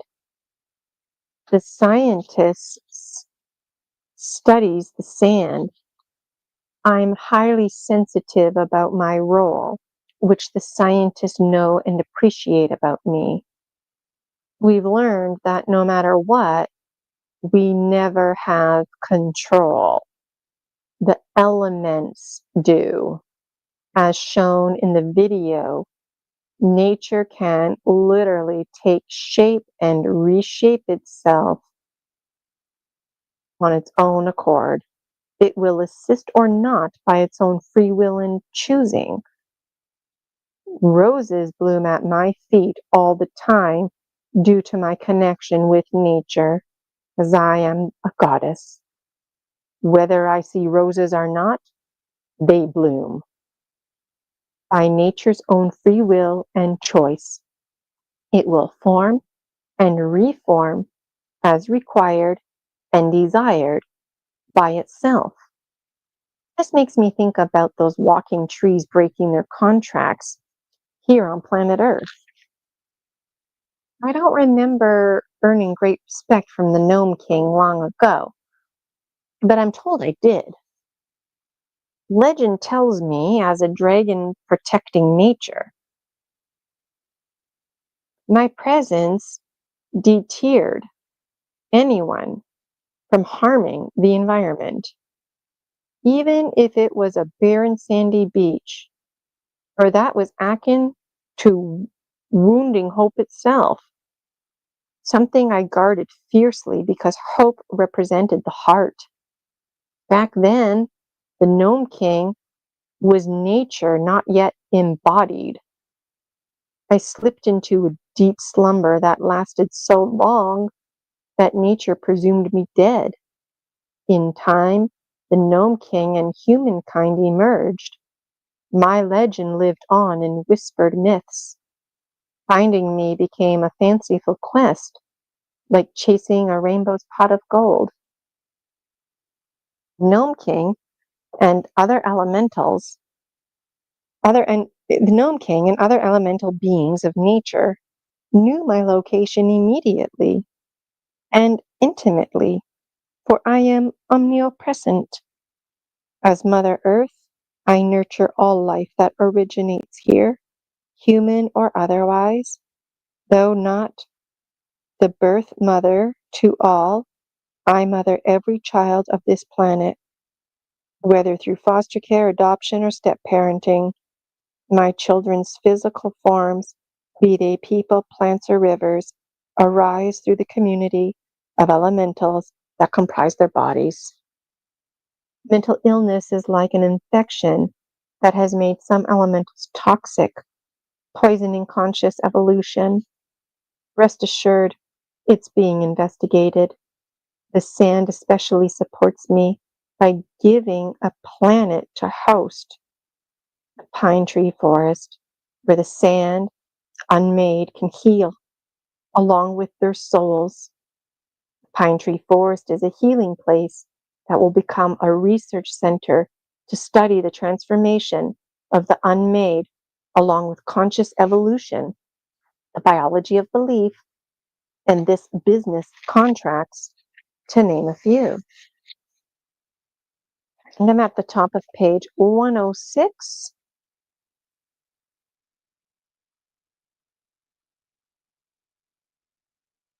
And I'm reading to page 124, so about 20 pages left.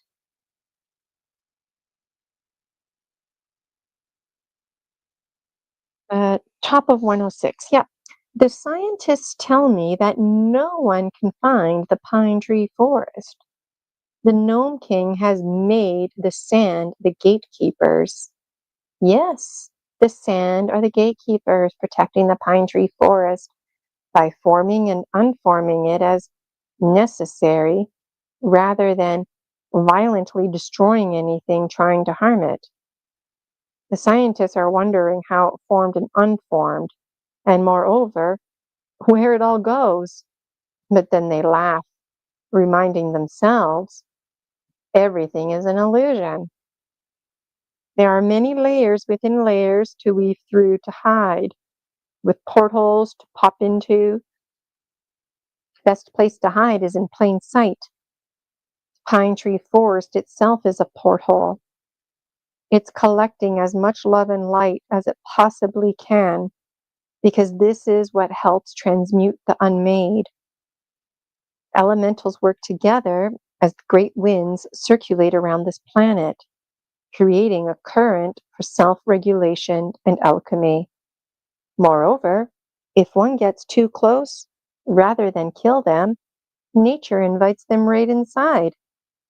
This planet that embodies the pine tree forest becomes known as a black hole surrounded by an event horizon.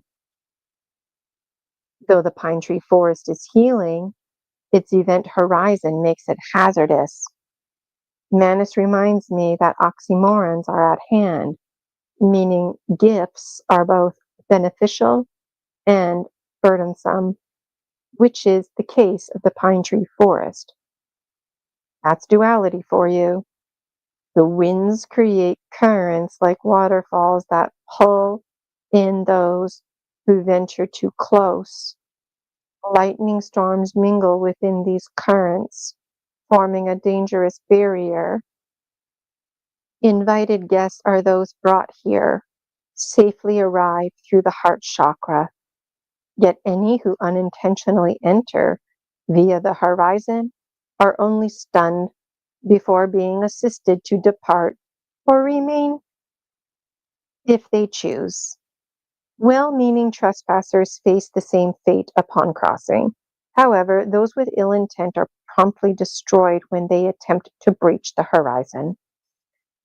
According to the Gnome King, the elemental spirits make these judgments, not he alone. They collaborate with the dog monkey folk to uphold the forest. As an extension of my being, the pine tree forest demands on me to exist. They depend and demand it. Theoretically, its demise would accompany my own destruction.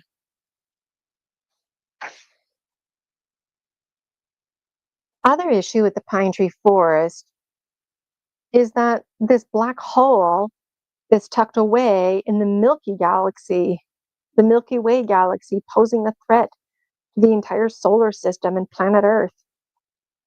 Black holes can potentially swallow up planets, stars, and even entire galaxies, consuming all light and effectively acting as light eaters. This particular black hole is highlighted as the rainbow in the dark, among other things. I'm the rainbow in the dark who knows my part. Well, at least I'm learning. The theory is that once a black hole has consumed the maximum amount of light possible, it will invert and essentially burp out all the consumed matter and energy. This would represent the next stage of cosmic evolution. After all light is consumed, there will be complete darkness, yet the inside will be pure light. We would return to a state of no color or sacred geometry, just yin-yang duality of black and white. Eventually, the yin-yang would also invert, merging the black and white together to recreate God in its purest energy form. And this process of alchemy would upgrade God. As this God energy is folded in and created, it would simultaneously begin unfolding, giving birth to a new generation of duality and color, representing an upgraded collective consciousness. This is just another link to the concept behind the phoenix rising.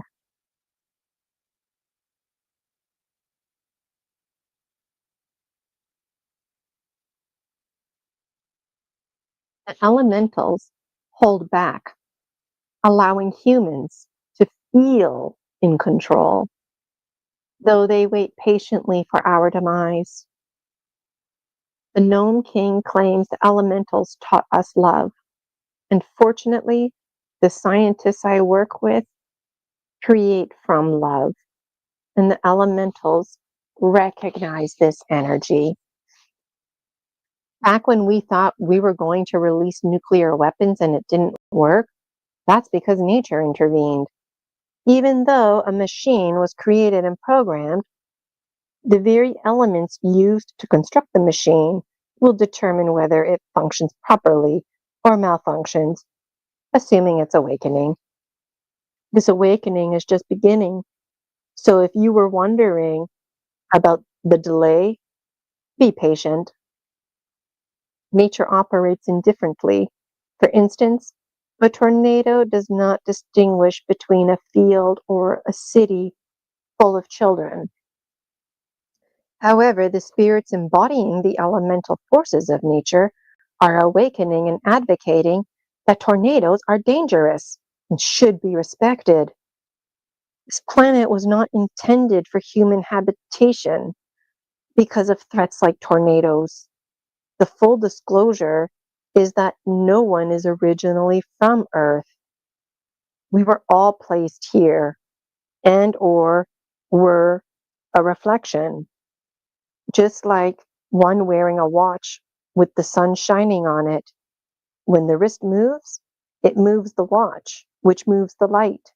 And it's just a matter of pointing that light here on Earth, you, the plants, trees, and life as we know it, being that light.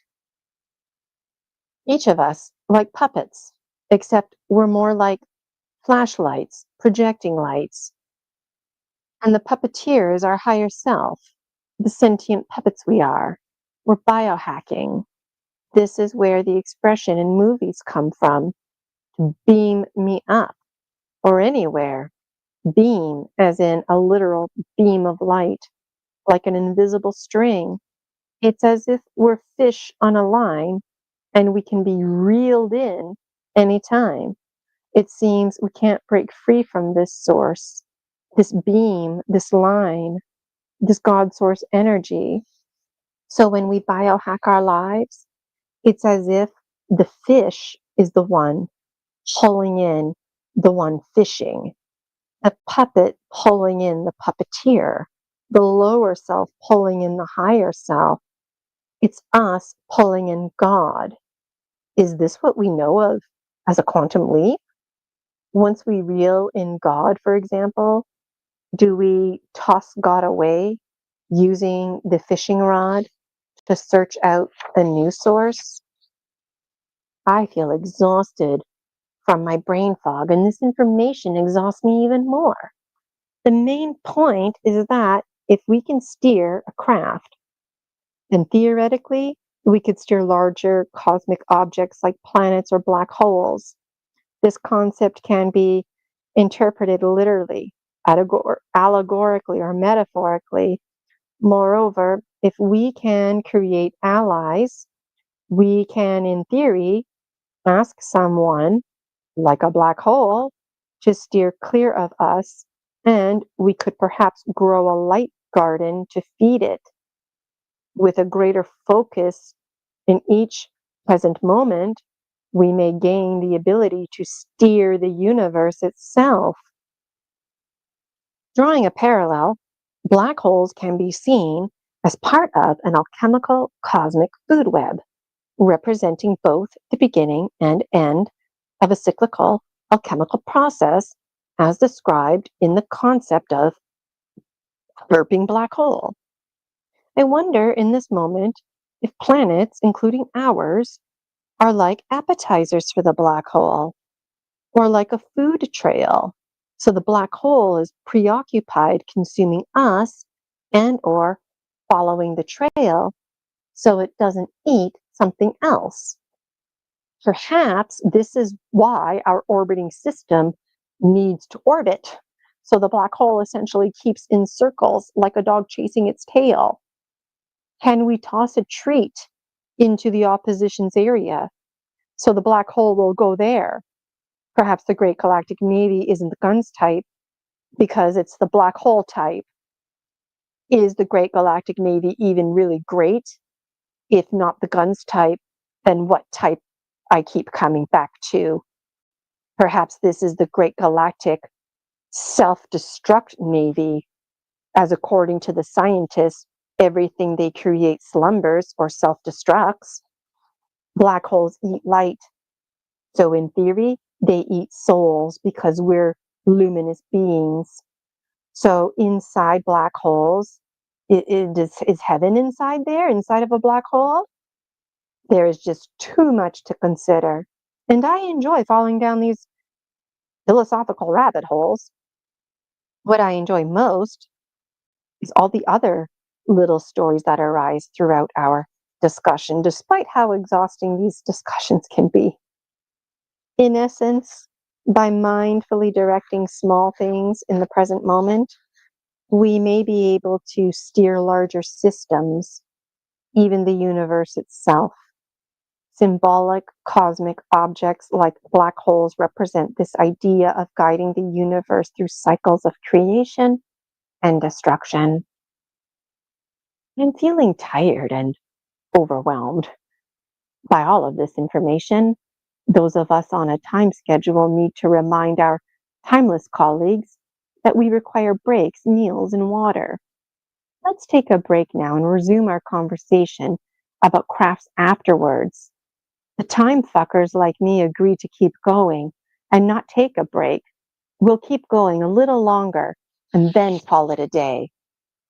Manis explains that those who exist outside of time never stop working. And on that note, Dragon Dreamers, I'm just going to take a quick run to the bathroom, leaving my microphone here so you don't hear me. I've got this bookmarked. I'm on page 114. Not too many pages left to read. Dragon Dreams book. Oops. Dragon Dreams book number 6, Fear, Revered and Feared. And I'm just going to take a quick pee break. I'll be right back. Microphone's here.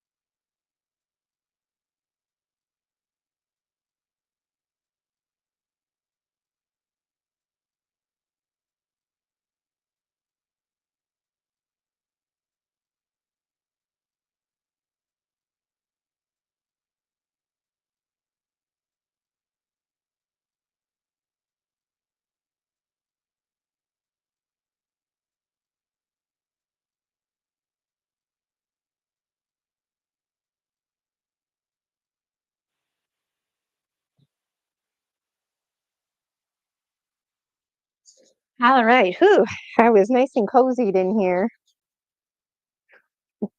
The water I washed my hands with just now was freezing cold.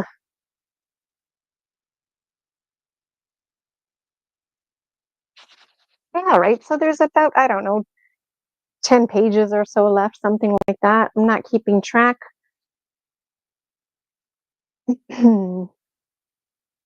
Love for you to leave comments and buy me a coffee or in the free Facebook group, the Dragon Dream Soul Tribe Collective. Great place to connect with other Dragon Dreamers.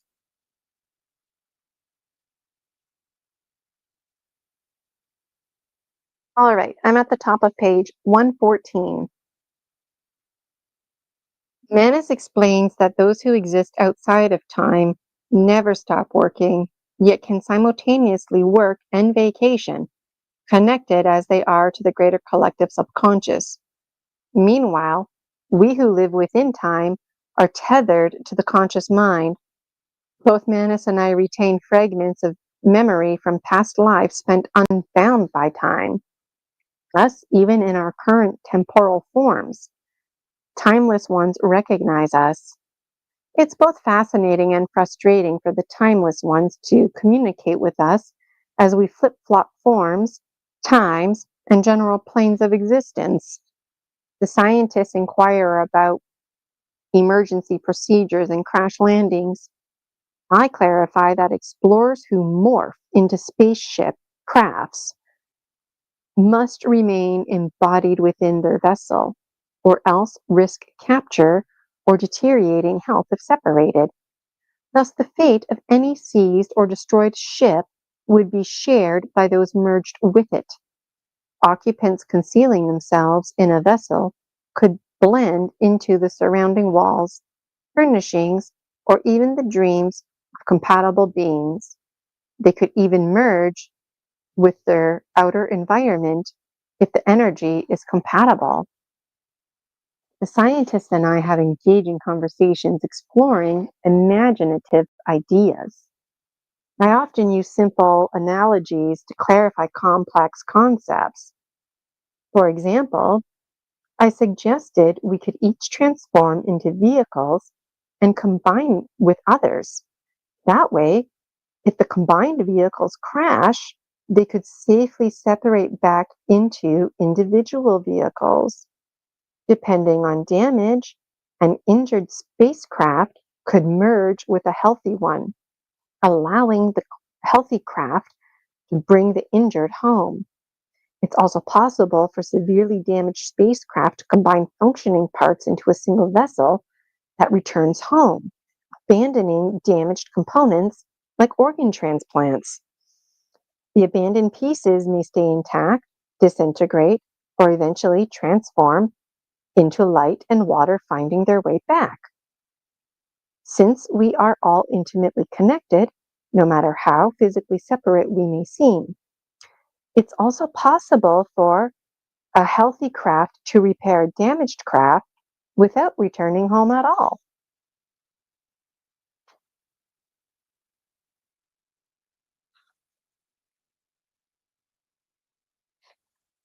Manus tells me many crafts have been abandoned on planet Earth. The people of this planet have hidden these crafts away to study them. Crafts require the energy signature of their original crew to operate. Fascinatingly, some modern humans share the same energy signature as the abandoned crafts because they belong to the same lineage.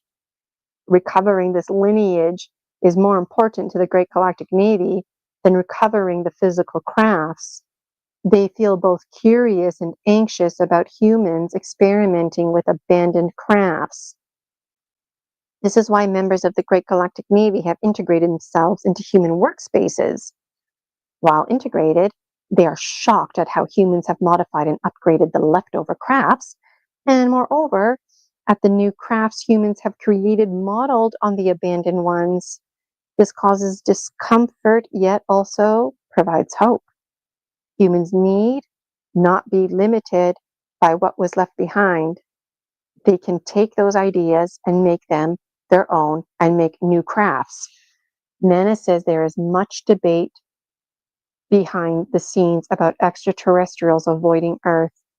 Since we all have Murphy's Law up our butts and no one can control the environment, extraterrestrials risk crash landing here. Knowing the intelligence and creativity of Earth's inhabitants, extraterrestrials are wise to steer clear to prevent their technology from falling into human hands. Some extraterrestrials want nothing to do with Earth or the Milky Way galaxy, terrified of what ideas humans might conceive. Certain extraterrestrials intentionally avoid this entire region of space as a precaution. Some extraterrestrials intentionally crash land just to see how humans might utilize their technology. When stumped, some extraterrestrials unethically and dangerously porthole incomplete programs here, hoping humans will complete them. Manus says that if extraterrestrials want to intentionally leave their technology, they should provide proper programs to support humans. There are very concerning stories and a lot of heartache because it's like giving guns to children and then the children accidentally kill each other. And it's these devastating scenarios the Grim Reaper has highlighted time and time again. Some extraterrestrials have also advocated that they created humans and they will do with humans as they may. My scientist colleagues remind me about how everything eventually develops consciousness and becomes sentient. Manus says those who are mistreating their creations are at high risk for those creations to lash out at their creators. This is one theory why Manus believes some of the humans have been so severely abused, because the ETs who created them are essentially terrified of them. So ETs need to create an illusion that they are to be feared, at least this group of ETs. Manus reports that they are so scared of their own creations that they have abandoned humans given the threat. We humans are in their nightmares, and they would like to forget all about us altogether. The scientists become uneasy when I express my thoughts about merging with dreams, light, water, and Play-Doh to travel and shapeshift. Though these fanciful ideas stem from my simple nature, the scientists worry my musings could prove dangerous if shared with the wrong people. Great galactic media is collecting and creating narratives, including a story about black magic. According to them, black magic involves taking something powerful and using it for unethical rather than ethical reasons. For example, they explain that black powder, originally used for fireworks and pyrotechnics, is now used to make gunpowder and explosives like landmines. However, we have learned that even fireworks and pyrotechnics pollute the planet and frighten animals. So their initial purpose was not entirely benign. Moreover, anything essentially could be used as a weapon. The scientists thank me for my time and greatly value my input.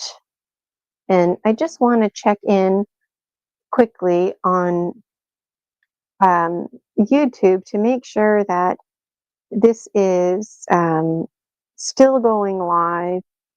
I think it is. I'm almost done here.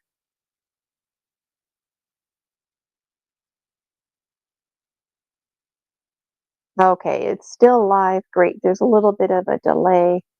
Awesome. Okay, so where am I? I'm at the top of middle of 119. Last paragraph on 119. The scientists thank me for my time and greatly value my input. I know how to simplify complex ideas and cut through unnecessary complications that only serve to confuse or intimidate. I thank them because it was really interesting thinking all of these thoughts. Moreover, it was nice to work with Manus in this way. Manus plays a lead role because he's also the master keeper and writer of the Akashic records. So his role goes hand in hand working with this group of fuckers. I'm told that some beings on other planets are facing dire conflicts. There are wars, and some are trying to weaponize black holes' destructive potential. This has led to many refugees needing shelter. Though these crafts were initially for exploration, they've become makeshift homes. The families and communities within the crafts simply want peace. They do not want to get mixed up with other ETs landing here or ET agenda stories in general. They're just like us. It would be like anyone on planet Earth evacuating in crafts with nowhere to go and supplies dwindling. The harsh realities of uncertainty and scarce resources are taking a toll on the mental health of these families and communities living in these crafts. Discussing the idea of merging with crafts could provide an option. How can we know for certain that Earth itself isn't a craft that we once joined together or manifested? Arguably, this is exactly what transpired. Every piece of sacred geometry is a holographic craft that we each embody. When we unite in such a state, we sing out as one. We call ourselves God and co-create anything, like crafts and planets. Manus says this is always conflict. Manus says there's always conflict in war and discussion about who to save and prioritize. The scientists I work with ask why I used the word ball instead of sphere when describing my idea, since they know I'm familiar with the word sphere and it would sound more sophisticated.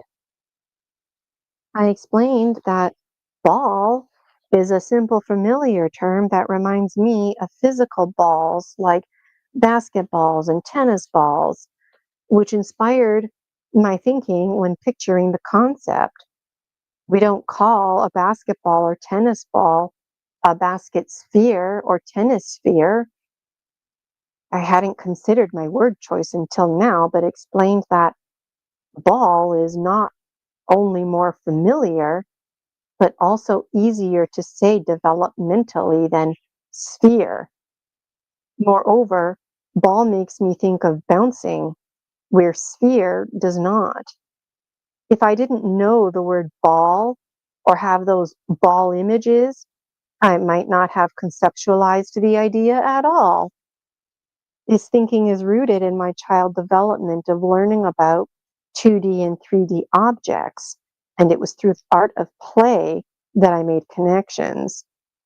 This was a breakthrough for the scientists who realized that intentionally using sophisticated language can create barriers, not only in communication, but in creativity itself. Moreover, developmentally, it's more difficult for a child to pronounce the word sphere than it is ball. And when it comes to critical thinking, we don't want to get sophisticated because it takes away from the focus. So using the word ball is actually more sophisticated, the power in its simplicity. And if children are the future, then we should be embracing a language that is simple, one a child would use, one a child could pronounce. I mean, why do we even say spherical when we can say volular, which essentially means the same?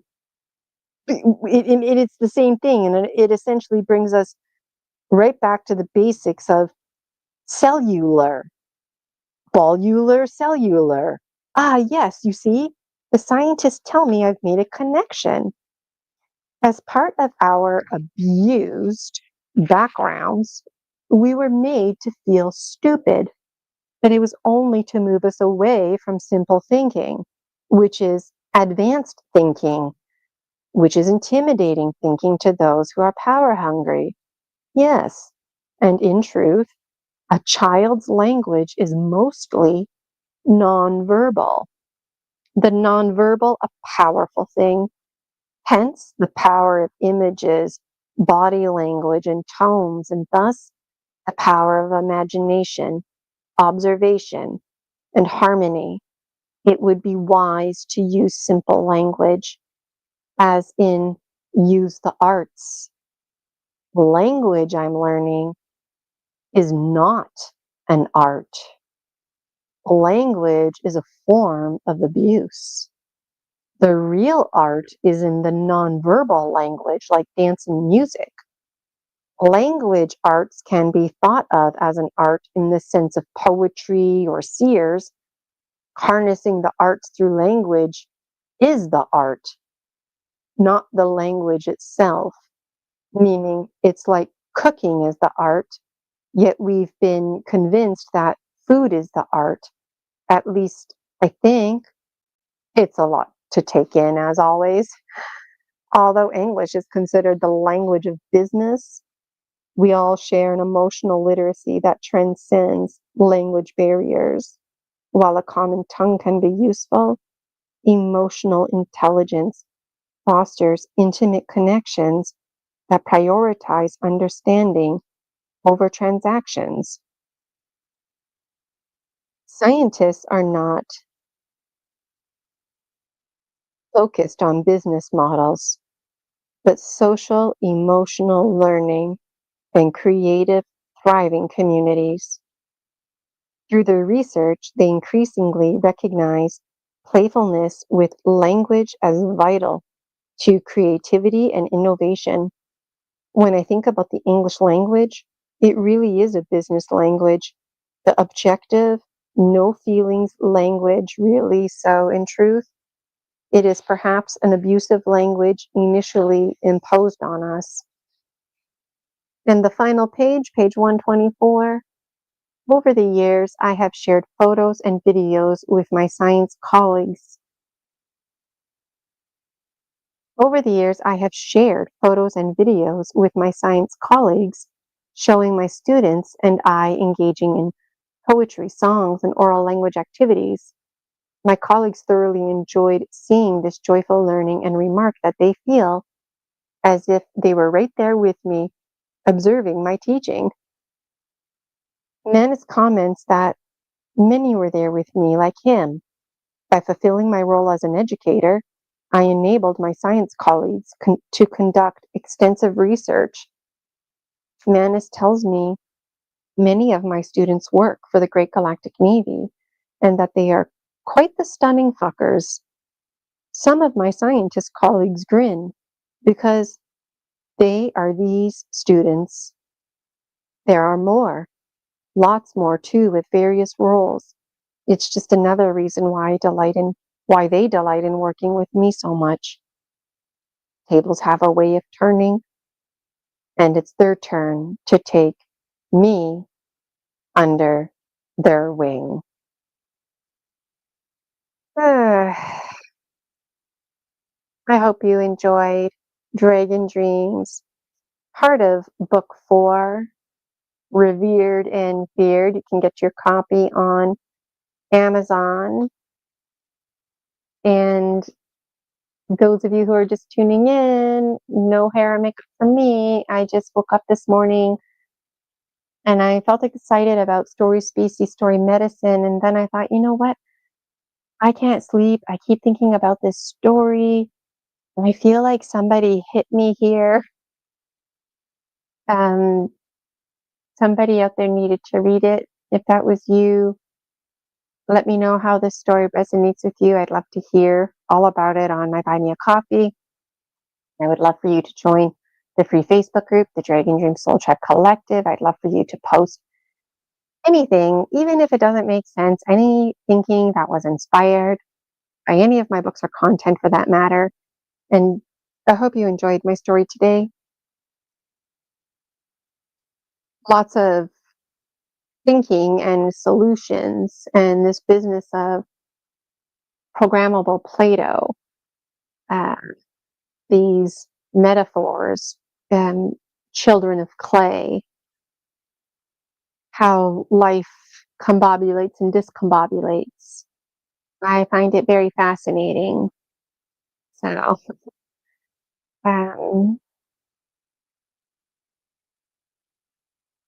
always interested to know what you think.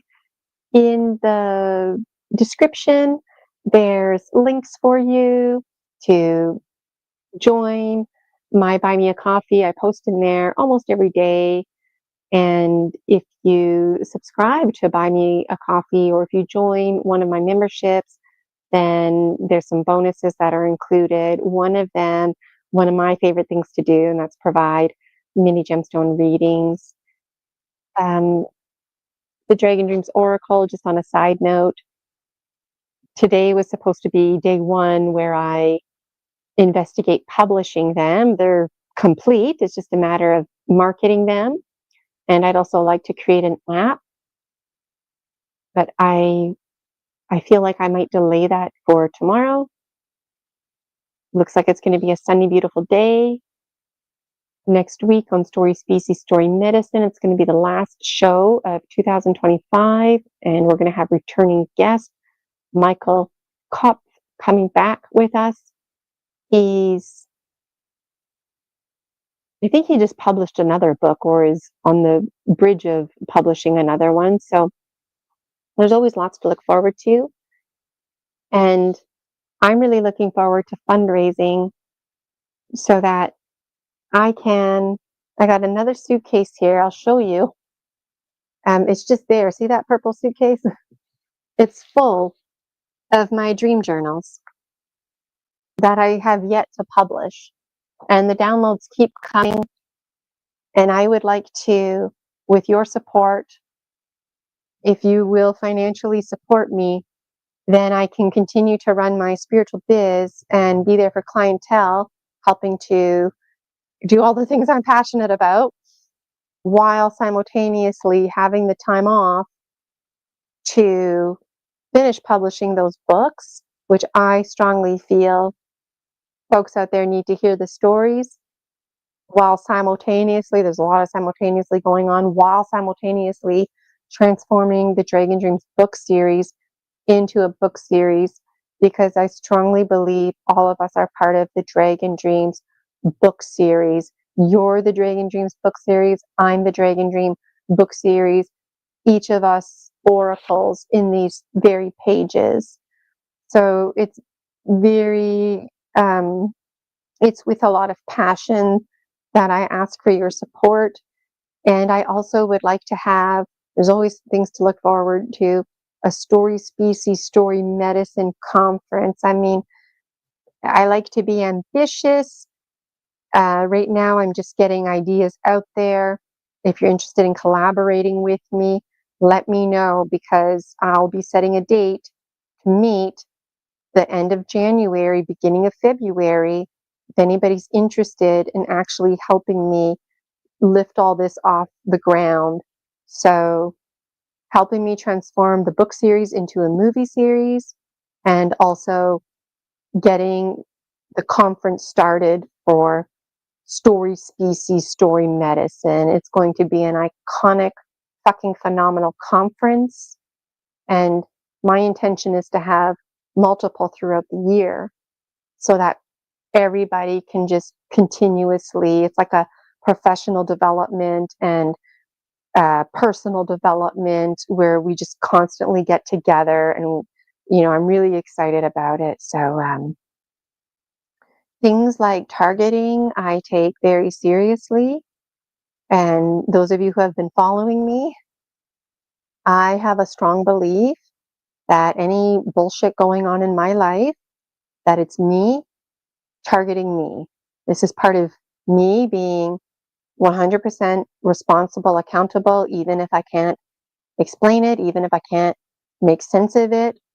So this business of the good guy and the bad guy being the same guy, I'm really passionate about it, because there's a good me, there's a bad me that's out there. I don't like that good, bad language, because it's all based on perspective. And in my dream life and in my waking life, I'm bridging those worlds. My purple dragon is an orange dragon. He's a she. Her name is Isis.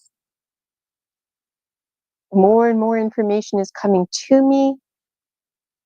And I wonder how you relate. I really wonder how you relate.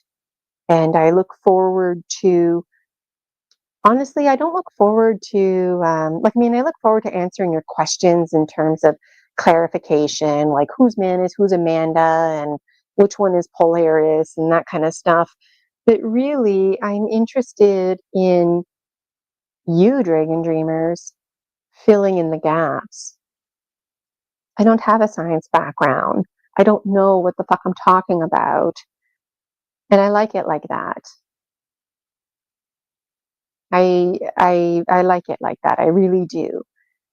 But I would like to have some insight, and I do believe that there's multiple storylines unfolding simultaneously, because all of us are multifaceted. So I'm just checking the comments here, and I don't see any new comments. A big thank you to those who were listening. I've been reading for, about 2.5 hours. I thoroughly enjoy reading to others. And the movie series, my intention is that through images and non-verbal animation, that a lot of these themes are communicated with a lot more ease and clarity. And also that I don't want like big 3-hour movies. I'd like the movies to be like 45 minutes to an hour, something like that. And I'd like them to have like a focus. And I think I'm just getting excited now, but the Dragon Dream movie series is going to be one of those time warp series, just like the book series, where you're not really sure what time period you're in. You're not sure, are you in the prequel or the sequel? Are you in this reality or some other dimension? And that is very much intentional. Duality at hand, getting lost to be found. So,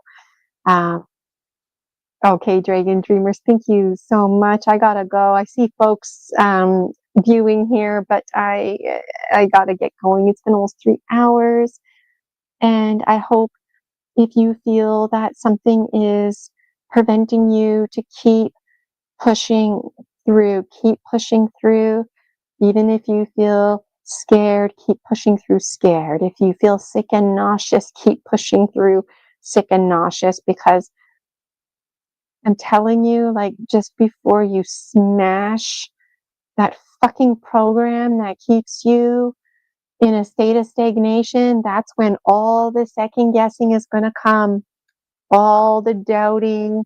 You'll even get ailments, even myself, like, you know. So this morning I really pushed through. Thank you for taking me as I am. No hair and makeup, and I hope you have a fantastic rest of the day. So I'll just play a little commercial.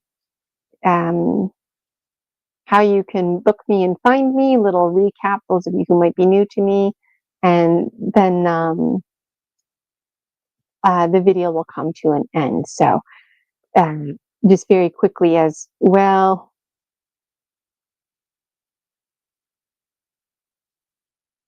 there's the information in the comments for StreamYard. So if you're looking to level up, consider StreamYard. You get a discount if you go through me. It's affordable and it's user-friendly. Okay, Dragon Dreamers, if you're looking for something to buy, the Dragon Dreams book series, and if you're looking for an amazing, amazing movie series, then you have the Dragon Dreams movie series to look forward to. And I'd love if you would like to collaborate with me. Okay, I dare you to dream the most beautiful dreams. Take care, and we'll talk next time. In progress.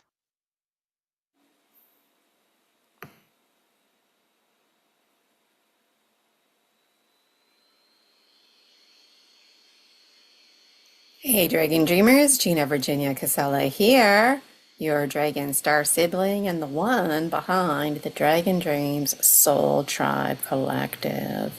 It is my fucking pleasure to assert that the Akashic records are not a permanent record, because your past never defines you. It brings me great joy and honor empowering others to know only you can write and rewrite your story. In fact, it's your birthright to do so, to make edits accordingly. The master scribe and authority you are of your life. The best intended contract is an intention. You were never bound to anything, even if you wanted to be, as we exist in a constant state of alchemy. No more life living you. The pen is very much in your hand. Take charge of your story. Shed false limiting beliefs and the matrix holding you back. Make your story count. I hope you have the courage to be yourself and to be all you can be. I know it's not easy, and you're fucking worth it. Yes, you. You really can change your story to change your life. You're the biology and the belief in the biology of belief. Discover Gina Virginia Casella.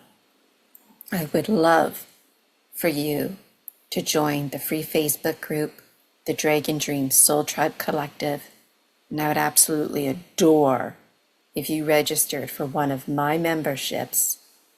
Dare to Dream. You can learn more, or you can go straight to the Buy Me a Coffee website and look under memberships. Keep dreaming those dreams, dragon dreamers. You are worth it.